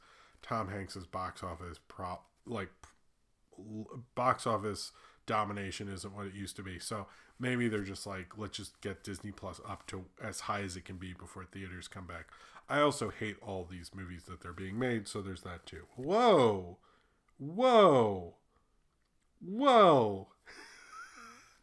Who told Nintendo we were talking about him? That never happens. I love it. I'm taking time out of my busy schedule. I'm knocking things over and being depressed over Thundercats Roar being canceled. Thanks for the shout out. I actually would love a video of him just like flipping out over Thundercats Roar. Sorry. Thank you for being here, Nintendo. That was nice. That was nice. Did someone let him know? Now I'm curious. Oh well. Or maybe he just always knows. Maybe Nintendo just knows things. He probably just got the vibe. Because he can't read minds, but he can feel vibes, bro. Will said, better not butcher Jasper and Horace in that new crap. Great side characters. That is true. Cheers to you all. All right. So, I wanted to talk about this because I think it's hilarious. I have not watched New Mutants yet. I need to watch New Mutants yet. I did do a great, what I think is maybe the video I'm most proudest of this year about New Mutants Demon Bear and what that story meant to me growing up. And it is probably one of my more personal videos about the comic Demon Bear. I've not seen the movie yet, but apparently the commentary, this was broken by Matt Singer of Screen Crush, who Screen Crush is a great movie site, but about how the commentary for New Mutants on the Blu-ray is basically an interview with Bill Sienkiewicz by the director Josh Boone, which many people have pointed out that the movie doesn't actually emulate Sienkiewicz's style really, but although it sounds like the director really likes Bill Sienkiewicz and he just sort of hangs out with Bill Sienkiewicz for 2 hours, which by the way, if I had an open audience with Bill Sienkiewicz and they're like, you're supposed to do a commentary, I would probably just be like, so like, when you're drawing this page of Demon Bear, I would just ask him like the dumbest crap and we would not talk about the movie. And that's basically what they did. They never speak about the movie at all. They just basically do a podcast interview. So I hope they release that podcast as a podcast, but it's supposedly very bizarre. I find that just to be endlessly fascinating, but it is like, respect Josh Bear. I would do that too. I would do if I could talk to him, but it is also interesting. You know, Sienkiewicz really did make the Demon Bear what it was, but like those were written by Chris Claremont. Like, what's Claremont's involvement? But it's interesting that I know he has more of a relationship with Sienkiewicz, but both Claremont and the other creator of New Mutants have called that movie and that director out for not doing the kind of big diverse team they did in the 80s and sort of like whitewashing it, which is interesting. That's all I'm gonna say. All right. In a quick note, the Charlie Brown specials, if you would like to see them, are going to air on PBS. The Christmas special will air on PBS. I think it's a good pick because PBS news ratings, of course, and it helps support public television. It will be on Apple Plus and will be free for a little bit. The Thanksgiving special, I believe, was only free until Friday because Apple has no chill. I did get a free year of Apple Plus with the computer, so I'll probably do a review of that soon. But we'll see. We'll see how they continue with this, but they really don't have that many specials. It's like they're not very well organized, but I'm glad they're playing it on PBS. There is going to be a Star Wars Holiday Special documentary. I don't know if we need more info on the Star Wars Holiday Special, but someone made a documentary anyway. It is directed by the editor, actually, and executive producer of Napoleon Dynamite. It sort of looks interesting. I can see it possibly being good. I don't know. But unless they have like an interview with Harrison Ford or George Lucas or some people that we haven't seen interviews for, I don't know if we necessarily need this. But if it was on Netflix or something, would I watch it while I'm doing something else? Absolutely. The Jeans Guy. Apparently there was a Jeans Guy, not this most recent episode of Mandalorian, but the episode before. I saw the episode like yesterday, so I missed Jeans Guy, but you could see him in the background. And people are already talking about making an action figure from him and sort of making fun of even their own Star Wars fandom. But Disney has removed him, but has still issued a Funko Pop, which will be only for a limited time, starting tomorrow through an exclusive link through the Disney Store. Part of that is a joke. You can figure out which one. The writer, Alan Dean Foster, who wrote Splinter of the Mind's Eye, which was one of the first Star Wars novels. He wrote novelizations of the Alien films and things like that, has said that he has not been paid for his work since Disney bought 20th Century Fox and bought Star Wars. This stinks because his name, like Splinter of the Mind's Eye, was a big Star Wars book. It's probably, when I was more like, I still love Star Wars, but when I was like going through the books, was obsessed with Star Wars in the 90s. His name was a big deal. And it sort of stinks to see him be completely forgotten about. Is upsetting, frankly. I just find it to be, I don't know, it's just distasteful. So I hope he gets further. I hope they pay him because he deserves to be paid. All right. I'm going to delete these two things. There's been The Godfather 3 has been recut by Francis Ford Coppola, and there's a trailer for it. It's going to come out in theaters on December 4th and going to come to on-demand and Blu-ray and stuff on December 8th.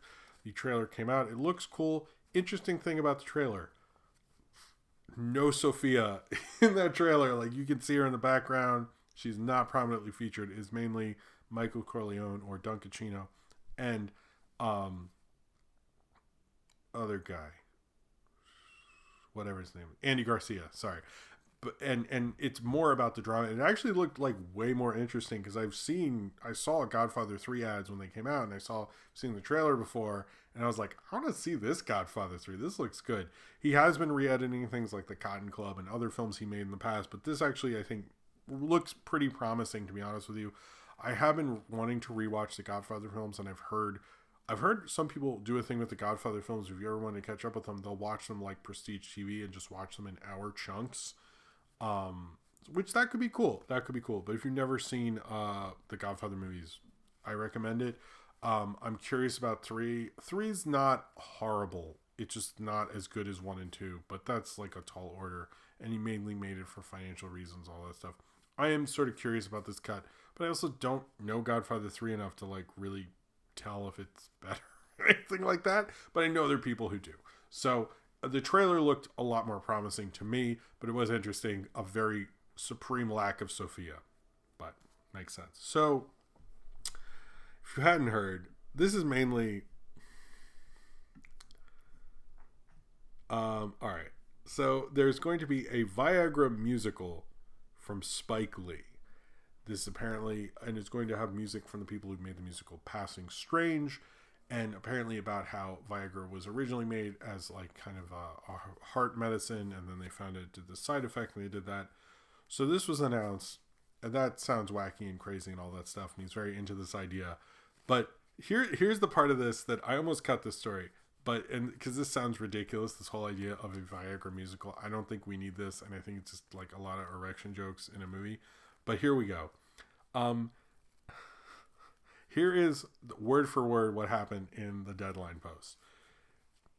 It would not be an overstatement to say Lee is excited by the prospect of his first musical. Here, verbatim, is the quote Spike Lee sent Deadline. And here we go. This is going to sound exactly like Spike Lee, so get ready. First and foremost, I thank Miss Jacqueline Shelton Lee. I think my late mother Far as she would say, taking my narrow, rusty behind, dragging, kicking, and screaming to the movies when I was a nappy-headed kid growing up in the streets of it says "duh," by the way. I want to preface that. The People's Republic of Brooklyn. I did not want to see corny people singing and dancing. I instead wanted to play with my friends on the block. Stoop ball, stick ball, punch ball, softball. Are these real things?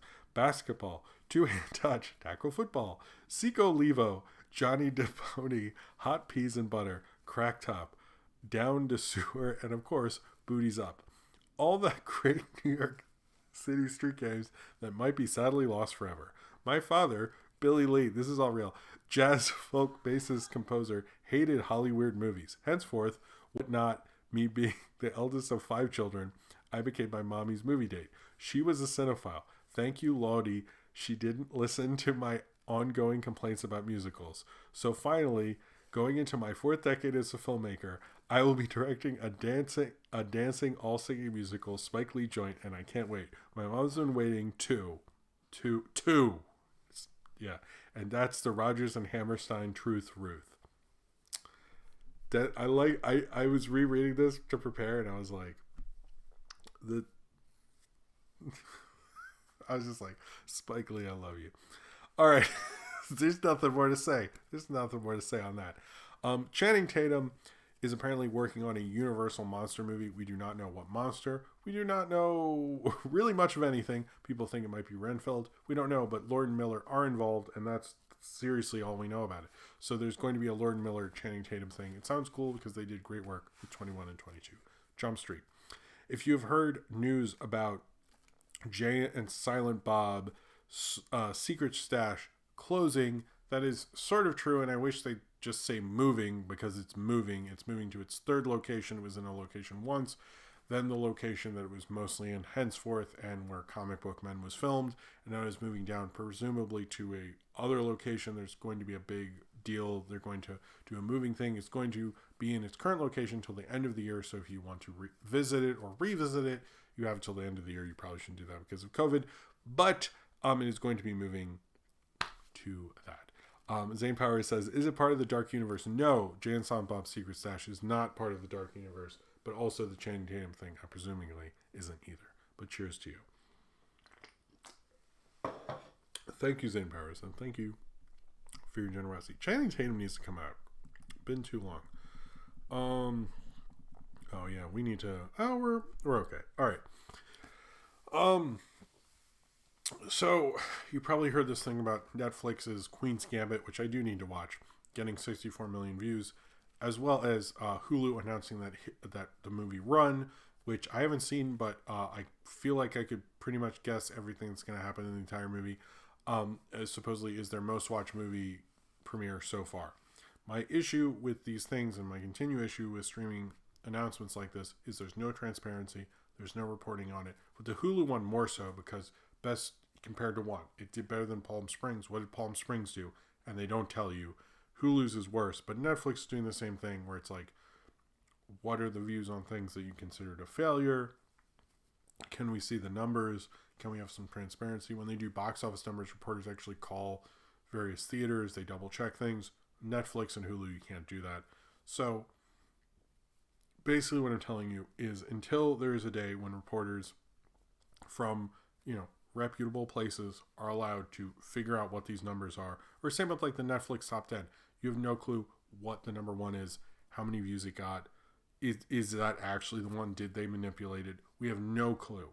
And I'm not insinuating they did, but the fact that we can't read into that is suspect and should be talked about more. I know that the entertainment industry did not like that box office became this thing that was like kind of like sports scores on a Sunday night and things like that. They weren't really into that. When it became that, they couldn't stop it. And Netflix and the entertainment industry is going in a different direction. But the direction it's in now is a little scary, because if Netflix wants to pretend... I mean, Queen's Gambit is obviously a huge show. We know it got that big. But I'm just saying we need to... there just needs to be more oversight. And I don't like how that's going. And I'm going to continue to say that every time because it bothers me. One thing that Netflix is doing... or two three Netflix things in a row. Sorry. They have removed Chappelle's show at Dave Chappelle's request. I didn't know after he left the show that he made nothing on it. I was a little surprised by that. And he didn't get to keep the $50 million deal or whatever. Obviously, Netflix has a big relationship with Dave Chappelle, and they chose to take it off to continue that relationship, which means, it went up on like 3 different services. So I think it was probably in HBO Max and those other services' best interest. I would say with them, they should figure out a way to compensate Dave Chappelle, because that's one of the best. That's one of the. Let me get some water. Sorry. So I'm still prone to cough, and I don't want to start coughing. That is one of the best comedy shows of the 2000s, and the fact that he has like making no money on it, even though he's a very rich man, I don't think rubs anyone the right way. And I think Netflix made a good call. People were a little worried, like, oh, what's this going to mean for this? What's this going to mean for that?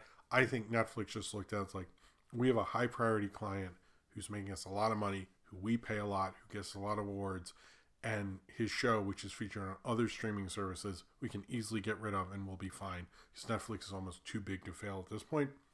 So I suspect it probably had a little more to do with that, but I think it went a long way for respect, and it showed artists they're looking out for them, which is probably why they did it.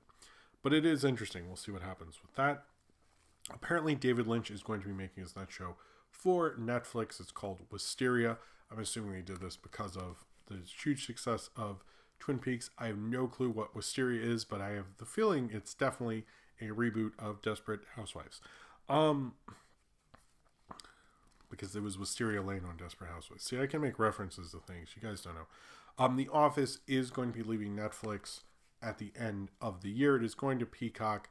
There's a lot of talk of, will The Office be under the paywall? I would suspect it is not, because I think they need Peacock to work, and the free one is probably more profitable than people realize. I think what we will see, and one thing that Peacock has said, is they're going to have the director's cut episodes of Office episodes on Peacock, and I suspect those to be on the paywall. But to my understanding, those sort of suck. So the ones you want to watch will be free on Peacock. So everyone's saying, "Oh, well, they'll be on Peacock, and I can't watch it anymore." That's not true. We don't have an official thing on what they are going to do, but I just don't think they would do that. I think that would be a really bad move if they did. So it's either going to be a big boom for Peacock or a tremendously bad move that they screwed up having one of the biggest shows in streaming be behind a paywall to make some stupid idea. 30 Rock isn't Parks and Rec, I don't think is either. It's mostly their originals like AP Bio and most of Saved by the Bell. I need to finish that. So other things, there's going to be a Bugs Bunny 24 karat holiday special on HBO Max. The trailer looked like a lot of fun. I haven't watched all of the Looney Tunes at all. I need to get on that, and maybe because Sophie loves Christmas specials, I think I will check it out. Maybe I'll review it. I forget when it's coming out, but maybe I'll do that. That'll be fun. The Tetris movie, which is about kind of how people brought Tetris over and all the business deals involved in that, starring Taron Egerton, has moved to Apple Plus. We're seeing more of these high priority, big name films like this go to Apple Plus. This seems to fit in there, and I'm sure they can sell that they have Tetris, and if they don't, I don't think they have the rights to Tetris, but if they wanted to, they could, and it works for technology and things like that. And what else? Here's a little tune. Oh, someone drew, Ace the Wind Rider drew something? We got some. Oh, hey, look at this, everyone. Hold on. Where's my. Look at this. Ace the Wind Rider. Cool. Okay, anyway. Sorry. Thank you, Ace. Let's retweet that. Let's retweet it right now. Boop, boop. No. Yeah, just do it. All right. And lastly, before we leave for a little bit, there was a Sesame Street AMC ad that was from the 90s that finally got released. It's really cool. I would do a review of it, but I sort of don't want to do that while theaters are closed. But I might do that later because it looked like a lot of fun. So you should check that out. I know Ryan, Cuphead Jim. Oh, because of the drawing. Okay. Anyway, Two obits this week. The voice of Magneto, David Hemblin, died recently, which was very sad. I grew up with the voice of Magneto. He did a wonderful job. To me, he was the first Magneto and the first one to really pronounce it correctly, as well as Robert Garland, who was a writer for Sidney Pollack, helped contribute to Tootsie, uncredited, direct No Way Out, and did a lot of other things. He died in Baltimore of dementia this past week. So before I go to the bathroom, Tyler Calvert, who was in the Hulu thing that I made recently, was nice enough to originally he was going to be on last week's movie crap. Obviously that didn't happen because I was sick. I messaged him and said, look man, I'm sick. I know I had you make this video for a stream. That isn't happening. I'm still going to make the side video, which sorry, a lot of talking.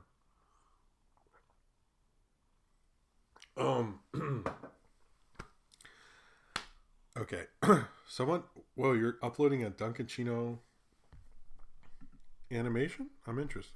Let me know when it's up. But anyway, I actually did film sort of like a, not stream, but just filmed me doing those shorts like a normal movie crap. But I was going to release that to like Patreon or something, but it was just a lot of me like rechecking my notes and it wasn't good other than what was edited out. But anyway, Tyler Calvert was nice enough to let me still use the thing for the segment that came out on Monday. But one of the things I offered to him, I was like, I'll play it on the next stream as sort of a thank you, because that was really nice of him. So if you've already watched the Hulu recommendations video, it is literally that, so you can go to the bathroom and stuff. But if you haven't, you can check this out. You should subscribe to Tyler because he was extra nice about, you know, making this video and having me change my plans. And I think he's a cool thing. Well, sorry, I didn't talk about Frog Rock. I just thought it's just shooting. I don't really talk about stuff like that. But Frog Rock is starting production soon in Calgary. Sorry, I can't keep everything, and it's getting late. Apologies.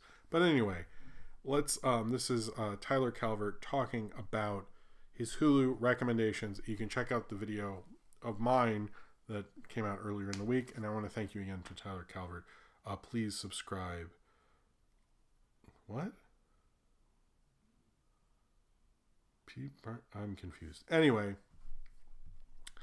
here is Tyler Calvert's Hulu recommendations. I'm going to go to the bathroom. When this is over, I will be back, hopefully.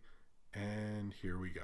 Jim, thank you so much for asking me to be a part of your channel to actually recommend some stuff to you guys for watching on Hulu, whether it be TV shows, movies. Hulu's got you there. Before I go into my picks and my honorable mentions, I do want to say hello. My name is Tyler. I do lots of different things on the channel. I talk about movies, stuff on streaming, TV shows. I also do trailer reactions, unboxings, many more things on the channel. If you like any of those things, be sure to head on over to the channel and join in on the discussion.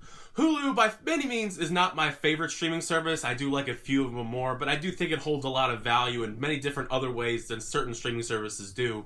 Because Hulu has a lot of classic TV shows, classic cartoons, but they do have some decent originals as well that they've gotten some critical acclaim for. Such as the drama The Handmaid's Tale and the comedy Rami, which are both really great shows, but they're only going in my honorable mentions because I have not personally finished both of those shows, but I do recommend them as they're some of the best shows that are on Hulu that are Hulu originals. Hulu originals I do recommend is the spin-off show to the film Love, Simon. It's called Love, Victor. It's a very entertaining LGBT-based show. It has a lot of similarities to Love, Simon, obviously, as it's a spin-off. If you want to watch the original film Love, Simon, it's actually on Hulu as well, so you don't feel too lost seeing certain characters interact with the new cast. But it's a really fun show. I really recommend it. And also the show Solar Opposites. It comes to us from the same creative team behind the show Rick and Morty. It has the same animation style, the same kind of humor. So if you love Rick and Morty, you're probably going to love Solar Opposites as well. It's about this alien family moving into this rural middle America house and trying to adjust to everyday life. It's actually very entertaining, very weird and out there, as is Rick and Morty, but it's some pretty entertaining Hulu originals. I like that Hulu showcases a lot of different indie films as well, because you got stuff on there like Loose, a very intense family drama, and also The Peanut Butter Falcon, a very fun adventure comedy starring Shia LaBeouf. I alluded to before, they got some classic shows on there as well, like the Golden Girls. You can't go wrong with those four, and also Buffy the Vampire Slayer is on there as well. So if you want some really good long form sort of TV format kind of shows to watch on there, you got many to choose from. Those are some of my favorite honorable mentions. We'll get on to the actual 5 picks I had now. My first pick's going to be Gone Girl. It's probably one of my favorite David Fincher films. It's really up there. I love a good mystery, I love a good thriller, and I think this is one of the best examples of that in the last several years especially. It is quite a dark movie, but the story, it keeps you guessing, it keeps you enthralled all throughout because of the masterful storytelling from David Fincher here. Couple that with the amazing performances put on screen by Rosamund Pike and Ben Affleck. It's one of the most entertaining thrillers I've seen in recent years. I highly recommend checking out Gone Girl. This one's kind of an obvious pick, especially what's coming out on Hulu this weekend, and that is the revival of Animaniacs, but I'd also include the original as well. There's many different characters to the show, but the main ones obviously are Yakko, Wacko, Dot, and Pinky and the Brain. They all have very hilarious, fun, zany adventures filled with satirical humor and hilarious pop culture references. I think you're going to have fun no matter what the age you are, just because there's so many adult humor jokes that you don't get when you're a kid that you got later on as you grew up. And I think that's the same case with this revival of the show as well. I think they did a really good job rebooting the show for a modern audience, for all of us who grew up watching it in the 90s. Definitely check it out on Hulu. My next pick is actually another Hulu original film, and it is Palm Springs. This is probably one of my favorite films of all year so far, actually.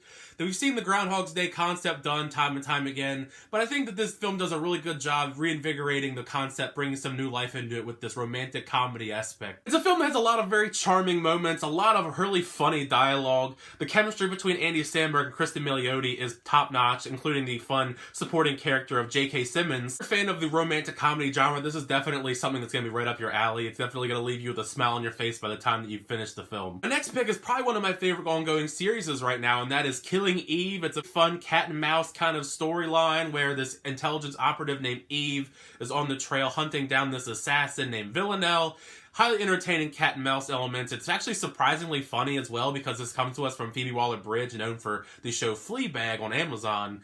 It's very great humor. If you like British humor, it's probably more up your alley, more so than like American kind of stuff. The dynamic between the two becomes way more enthralling as the series unfolds and their lives get more entangled with each other. Eve, played by Sandra Oh, is fantastic, but so is Jodie Comer, who plays the charismatic assassin Villanelle. You're supposed to love her and hate her at the same time. She plays that dynamic really well. I love to see Jodie Comer in this role. There's 3 seasons of that show right now on Hulu. They actually just recently dropped the most recent season on there. So you got plenty of time until season 4 comes out, because that's delayed for indefinitely, at least for right now. My final pick, of course, is the film Parasite, the most recent Best Picture winner of 4 Academy Awards at the most recent Oscars. It's brilliant filmmaking, and Bong Joon-ho at his finest. He's a fantastic director. Everything about this film is amazing. It has great performances from all of our actors here. The script is compelling, and it draws you in with all of the different twists and turns. It keeps you ramped up with the suspense that's going on in the storyline, and the direction as well on screen is beautiful to look at. So there's really no flaws with this film, I feel, at least. The way that you see this poor family slowly making their way into this rich family's lives, it's really compelling stuff here. I can absolutely see why this was the Best Picture winner. It's probably one of the best films I've seen in recent years, and I'm glad that it won Best Picture. Those have been my picks on what I recommend checking out on Hulu this weekend when you get a chance to check out some stuff. I try to give you a good variety of different kind of things to watch, depending on what your tastes are when you want to watch something this weekend. Again, I want to thank you so much, Jim, for letting me be on this channel and talk about some Hulu recommendations with you guys. I hope you enjoyed it, and I'm very excited to see what Jim has to pick for the Hulu recommendations this month. Oh, hey, there I is. There I am. Okay. Sorry to look surprised there. All right. I wanted to say thank you for Tyler Calvert for being on the show twice. He was in the Hulu video that's already come out and this now. But he was very cool about having the plans changed and was very nice about it. So check out his channel. It's in the chat, but it'll be in the description later on. I forgot to put it in if you're watching this live, but it is in the chat. Check him out. He's a very nice guy, I will say. Very cool guy. Definitely nice guy. Anyway, so we're basically going to do 2 segments, which is we're sort of doing 3 because Tyler's thing, but I'm not going to give you more Hulu things. One is Trevenge, and the others is Gorillaz Rock the House, and then we'll just do questions, and that will be it. Because it is a movie review vote week, so I don't do don't do like a recommendations video, basically, because it's movie review vote 1. So yeah. Anyway, Klaus should have won. I agree with you. All right, that's there. I'm gonna take a hit of Red Bull to keep this going. So, first up. OBS going on there. Okay. I don't know why I said that, like, just described what I did. So the first one, I like Christmas. I like Christmas movies, but I also actually like Christmas horror movies. And I sort of like doing a review of one every year, and it usually never works out that I actually get to do that anymore just because of time. But I figured, why not do one of my favorite horror movie shorts, and that would be Trevenge. Now, I remember when this came out because everyone was like, holy crap, what the hell is this? Basically, it is about a sentient... It's if Christmas trees were sentient and how they felt, and basically the whole Christmas tree experience from their perspective as they were ripped away from their families, chopped down, taken into people's homes, and then dressed up with ornaments, and how horrifying that would be. And it is an interesting concept. And then eventually the trees all rise up, kind of unorganizedly, but you sort of ignore that because it's silly, and fight the humans and start killing them because they have, destroyed their lives, and like kind of push them into corners of buildings and dress them up with all these decorations and so forth. This was directed by Jason Eisner, who's the director of Hobo and the Shotgun, the short, which was part of a contest to play in Grindhouse. I did not, when I saw Grindhouse, I saw it twice actually. It did not play with the movie when I saw it, but I did see the film version of Hobo with the Shotgun. Between the short and the film, Trevenge came out in 2008. It won a lot. It was a honorable mention at Sundance Film Festival, won a lot of horror film festival awards. And actually, it's one thing I like about Jason Eisner is he's very much a high concept guy who you can tell knows horror movies, knows cult stuff, knows Grindhouse. I think that's the most interesting thing about him as a filmmaker is he definitely knows what he's playing with every bit. And with Trevenge, it's like he definitely had a cool concept. Same with Hobo with the Shotgun. He has like a cool enough of like a Grindhouse concept. He knows he can have a movie. This one starts with the Cannibal Holocaust music, actually, which is really funny. I spotted it this time, at least.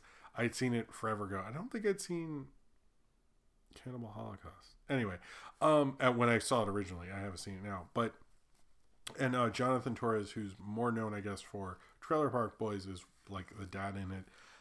The tree thing, they're like fighting, they're talking, and they do all this like kind of puppetry with the trees, which is very convincing because you actually sort of believe the trees moving and stuff. It doesn't look it's ridiculous, but it doesn't look too fake. And they have this sort of like Ewok-y kind of like cutesy sort of talking throughout it that, isn't like an audible language that I'm aware of. But it kind of like sells the whole thing. They have subtitles like, why are you doing this to me, and things like that. I often wonder, the interesting thing about Trevenge is you're never sure if the people are aware the trees are sentient. And that's sort of one of the things I was thinking about watching. It was like, so like, is it like where we are now and we do these things to trees and that's weird and stuff, even though I love Christmas trees and we're actually getting one tomorrow, which is like super weird. I decided to do this today. But it'd be weird if I did it in front of the Christmas tree and then the Christmas tree attacked me. Damn, I should have thought of that. Anyway, but you're never sure. Like they don't like hit the trees when they're making noise or go shut up or something like that. So to our understanding, like, I guess we can't hear the trees and like this is in the world of all those things. So it's definitely ridiculous, and the violence in it is really gross and over the top. It gets really bloody and gory. Like this family's celebrating Christmas, and then suddenly like this girl's like, I got a doll, and then the tree like attacks her and like starts like ripping her apart. And I think the most known thing, the most grossest, I mean, it just like starts attacking family members and like throws the tree into the dad's throat. And I think the part where that's really gory and gross, where the tree kind of goes through this couple who's like having sex, and like the tree like gets its branch through the girl's up her mouth and through her eye, and then connects to the guy, and they kind of like the tree mushes their dead bloody faces together as like a weird Lady and the Tramp kiss thing, which that was really horrific, but I appreciate the originality. This is a really crazy, gross, bloody, like you can tell this guy likes horror movies. He wants to do a gory, bloody movie, and he very much succeeds. I think this is one of the most craziest Christmas horror films, because most of them are like, what if Santa Claus would attack, or what if there was a toy that attacks and stuff. This is the only one, to my understanding, that was like, what if Christmas trees attack? And he's a cool spin on it. It's an interesting idea. We don't think about that stuff enough. We more think about like what they're doing for us, not what the trees are doing, not what we're doing to the trees, which is a good concept for a horror movie. It's a good idea to see people who are sounds disturbing. I'm gonna pass. Thanks to Tatum. I think a good horror movie and a good movie sometimes notices something that is sort of unsaid that they can kind of exploit and do an interesting thing with, and that's what I think Trevenge does very well. And what makes it like most of the Christmas horror things, you have to go, oh, it's the Santa Claus thing, but it's a little difference. This is the difference because it is, they made trees look like they were, Christmas trees look like they were sentient, and then they came back and attacked. It is not the greatest narrative because there's some things that aren't explained. Most of the characters aren't very defined. They're just like silly grindhouse kind of characters. But if you look at the guise of what this is, it works really well in this disgusting, weird, strange ass film short. And it seems like they're having a lot of fun making it. Maybe it does go on too long. Maybe it's a little gross and disturbing, but I kind of like it for being its own unique kind of like Christmas tree, awful, bloody gore kind of horror movie. And that's, I think, pretty cool. I don't think I've ever really forgotten it. Every time I watch it, I'm like, man, that is definitely unique. I sort of, I don't like movies that are unique just for unique sake, but I do think Trevenge is unique enough that it is definitely memorable, and everyone I know who's seen it usually goes, oh yeah, I've seen that one. And it's always that kind of reaction. And it's like as good as that kind of reaction alone. I don't watch it every year. I watch it every couple of years just because it never really got out of my mind the idea that a Christmas tree could attack, that a Christmas tree could get its revenge on you and finally have its tree-venge. All right. It gets a little Sam Raimi, but not as bad as that did. I guess it is sort of his follow-up to Hobo with a Shotgun, but all right, so let's move on to the second segment. Sorry if that was, I still like Nathaniel Fogel. That was the funniest one. It is sort of an experience. I hope that's not too gross. All right, so the next segment is Gorillaz' Rock the House music video. This is, of course, off their first album, and I believe it is the final music video off that album to be released, depending on how you think they're released, but that seems to be, to my understanding, was the final one. I really like this album. I really like this song. I do not really like this music video at all. I think Gorillaz' Rock the House is a great song, and I think the thing with this music video, one, it was really late when it came out because Adult Swim would use the music, MTV would use the music a lot, like as like, if they pan out to Times Square and be like, we'll be right back, and you hear that, and I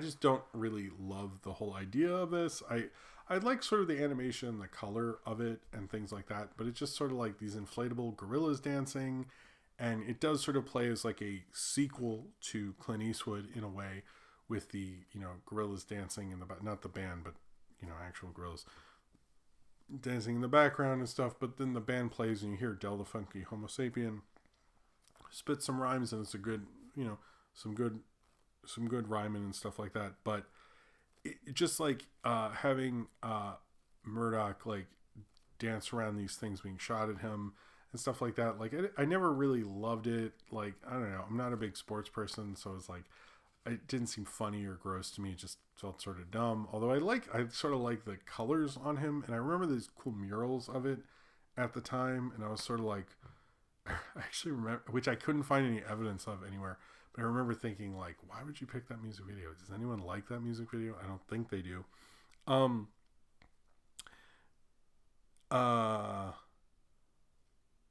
No, I don't think. Oh, anyway.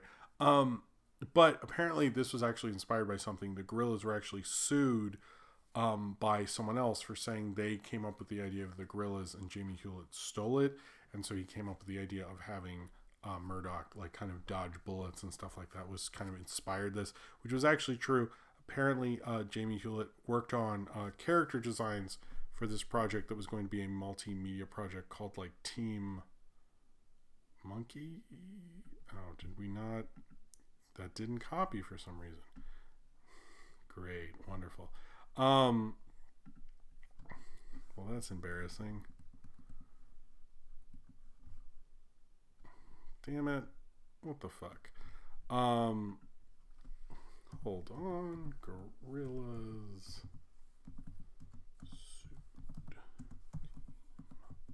Monkey, I think. Monkey tennis. Okay. So, there we go. Stupid notes.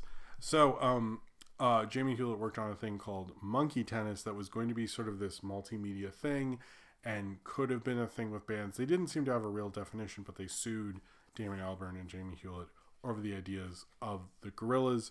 And they didn't really get into it, and it seemed like if you read interviews, like what it exactly was or what was going on. But Jamie Hewlett has this quote where he says, "At the time, we were being sued by someone who claimed he invented Gorillaz and was demanding rights over my music, brain, image, and face, which obviously made my blood boil. It felt like we were under attack from a hail of bullets, so we took that feeling and made it visual into a video." I think as, you know, Jamie Hewlett was hired by Monkey Tennis to make these character designs. He was privy to that, but it felt like they had this very loose idea of what their thing could be, and Gorillaz, they absolutely knew what they were doing from a very pointed way, and he had been coming up with, you know, an idea of a cartoon band for a while. This wasn't a new thing, and it wasn't something that they had come up with before. So obviously, I don't really know what happened with that lawsuit, but as they've continued to make albums, I'm pretty sure it was not successful.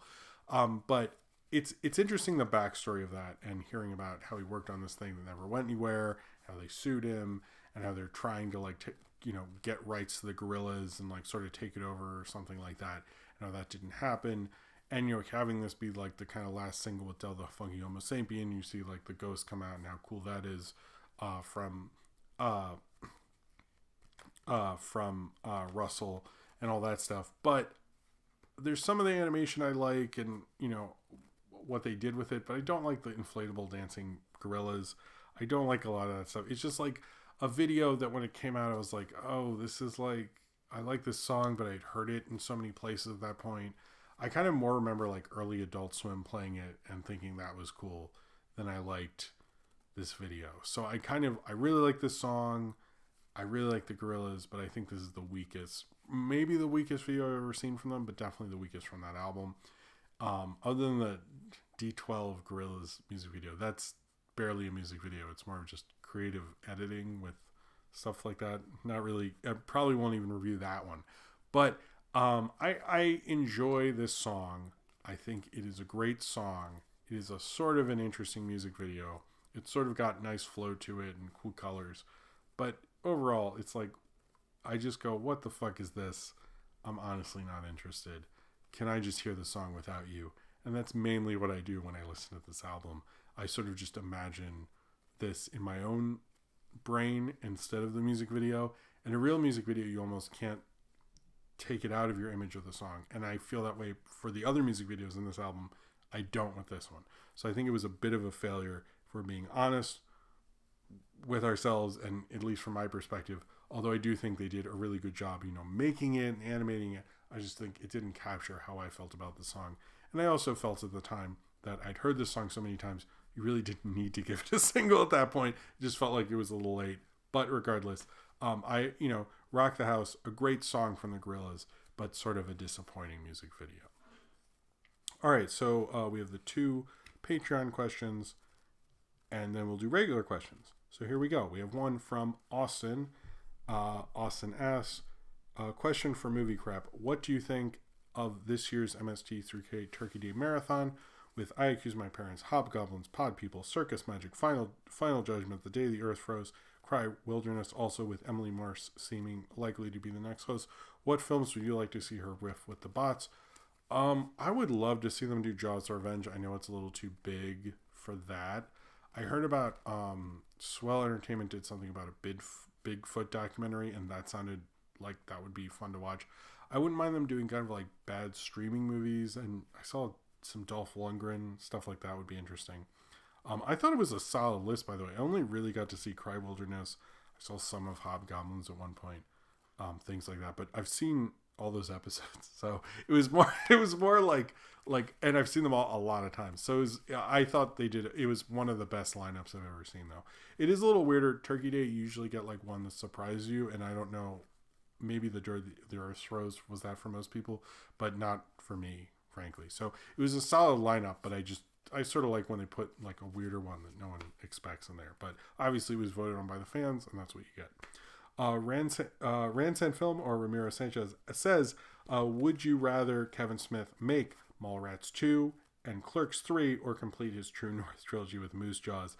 I don't really want a Clerks 3. I'm a little fascinated. I'm sort of curious about Mallrats 2, even though I don't want that. But I do like Jaws, so I'm going to go with Moose Jaws on that, even though I don't think I want any of those movies. Anyway. All right, let's answer some questions. Let's see. Whoa, where are we? Okay. Question: what do you have against Predator 2? From Zane Powers. I like Predator 2. It's okay. It's just never been a big favorite of mine, frankly. I don't remember what the deal with it was.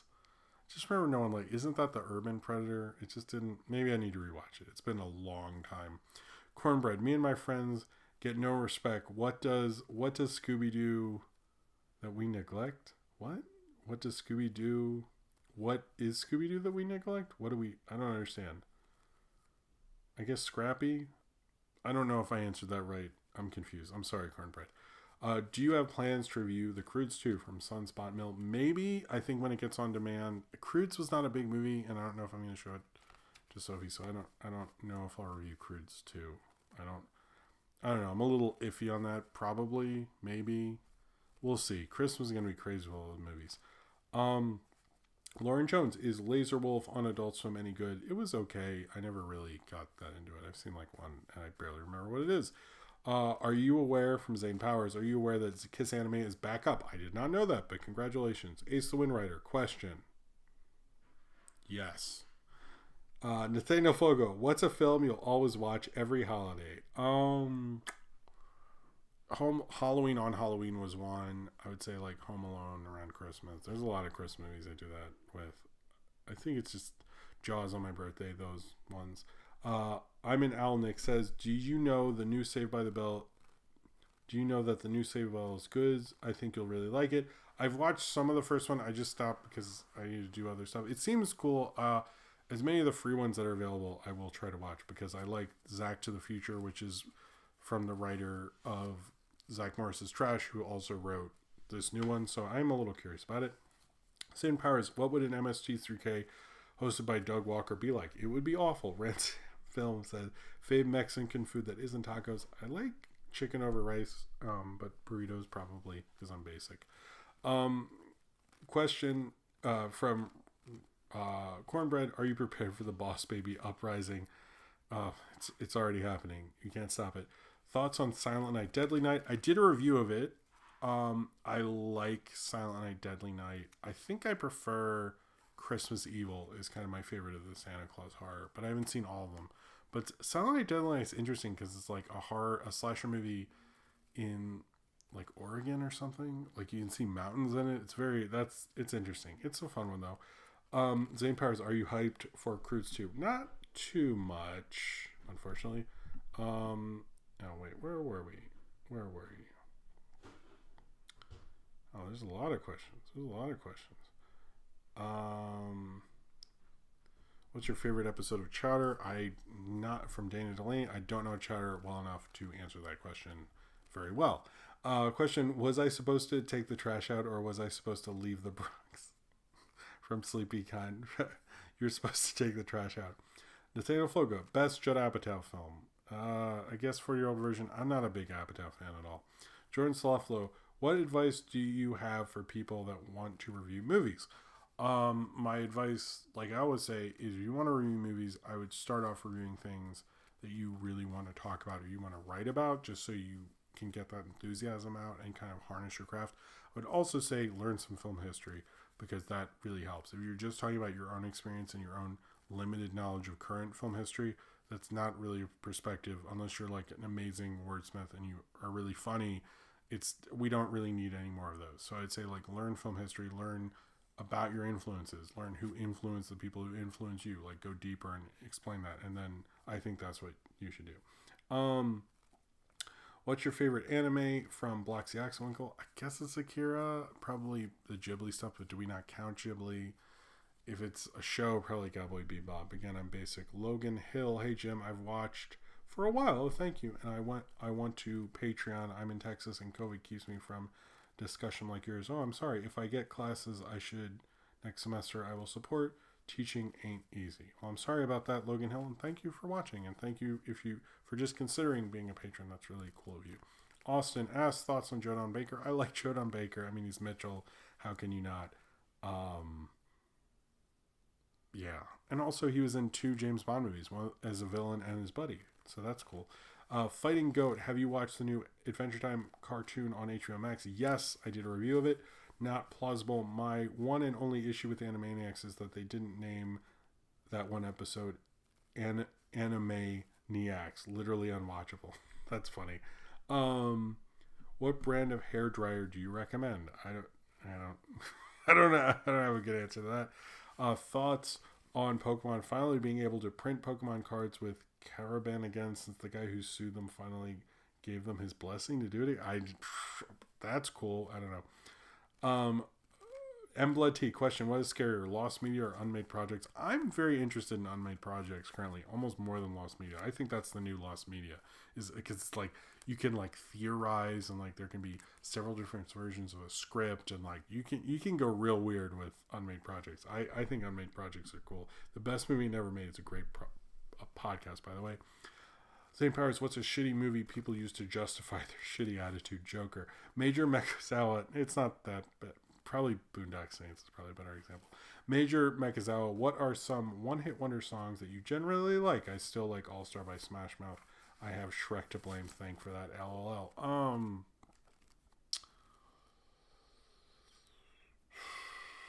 Maybe 99 Teardrops.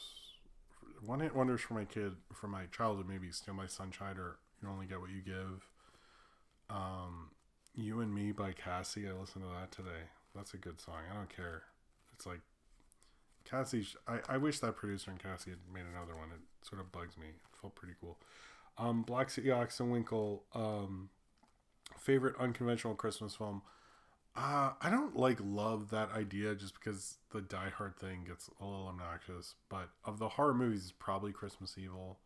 I think that I know John Waters likes that one as well, which I found out after I watched it. I was like, okay, cool. I don't feel so weird. What's the rarest thing you own from Carter Wright? Either I own an Icelandic DVD from When the Raven Flies, was really great. Is that sort of rare? I mean, I own these pizza party things, so there's not many of those. I'm throwing Nathaniel Fogg is going to say something because I know he has one. Zane Powers, what's the highest and lowest quality films that have been riffed on MST3K? Highest, maybe that Avalanche thing. Lowest, maybe Manos. Of my knowledge, there's some. You know what's funny? I've watched so much MST3K, and there's still a lot of episodes I haven't seen. Believe it or not.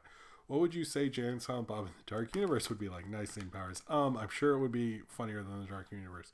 Favorite parody movie from Dana Delaney? I mean, that's easy. It's Airplane. If not Airplane, then probably Spaceballs. Is Freakazoid reboot happening? Will it solve the mystery of Freakazette? I don't know. I feel like the Teen Titan thing was to test that out. Where were we? Oh, geez.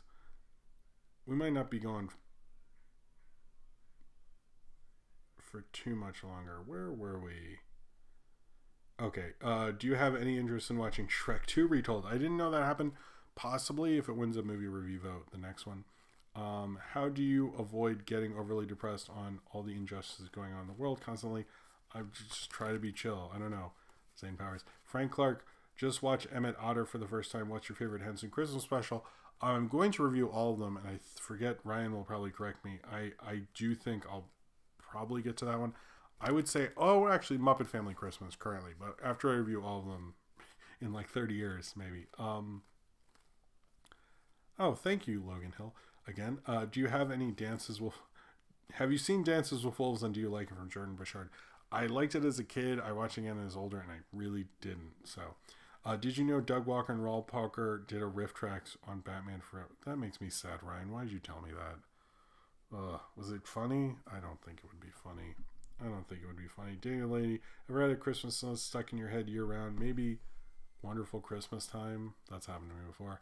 What did we do to deserve the eventual Boss Baby trilogy? Not enough. Thoughts on Shopping Mall? I don't like Shopping Mall as much as most people, I gotta say. AS Super Drive Minion asks, how was the Minions holiday special? Didn't watch it, and I won't watch it. Since this is a gaming question. I don't know why you guys ask me this stuff, but the Empire says, since game budgets are getting more bloated and costing more since this happened with movies, how do you think this can be avoided from bursting the bubble? They won't, and it won't. They won't stop until it bursts, and then they'll have to go back and figure it out. Mark Singer walks in with a loincloth. What do you say? I don't know who Mark Singer is, but I'd say, hey, why are you wearing more clothes? From Sleepy Cat Podcast. Carter Wright, have you heard any music from Dream Theater? No, I have not. I don't know anything about it. Do you like the pre-tours? I don't know what that is. What are Joe Biden's policy on anime distribution? I don't know. I don't think he ever got into that. I think he's against Kiss Anime, I've heard. I don't know. Black Sack Chronicle, are you excited for the live-action Cowboy Bebop? No. A little bit, because I like John Cho, but that's the only thing. I kind of want to see footage, but my immediate answer is no. Have you ever worked on a haunted movie set from Ace Wind Rider? No, but that sounds like a great movie. Cornbread, how does one win a fight against the oncoming horde? I don't know. Nathaniel Fogel, what's a film that you wish was canceled? A Disney live action remake. Let me get some people who I haven't answered question for, and then I'll end it. Jonathan Marks Gamer, do you want to see G-Ken? I don't know what that is, but I guess no. The last game Jim played was Frogger, probably. What did Ryan say? The Minions Holiday Special was just a point. Oh yeah, he told me about that too. All right, I think that was everything. I think I got everyone. I'm going to go now. I want to thank everyone for being here and being nice and being supportive, and coming back after being sick. I did miss doing the show, so it was really cool to be be back and do the show again. Thank you all very much. I hope you guys had a happy Thanksgiving, by the way. I didn't ask that. I should have asked that at the beginning. But I guess I will see you all next Saturday. I don't think, by the way, the weekend of Christmas, even though it's the 26th, I will not be here that weekend. But I think we'll be doing every Saturday up until that. And I don't know about the weekend after New Year's, but I'll have a better answer next week. But just to let everyone know that, I don't want anyone to think... I'll let you know. Anyway, thank you everyone for coming up. Thank you for Tyler Calvert and for Nintendo for showing up, as well as all of you who watch as well. You all have a great night. I will see you next time, and subscribe if you would like to. Thank you for watching. And yeah, that's it. Bye.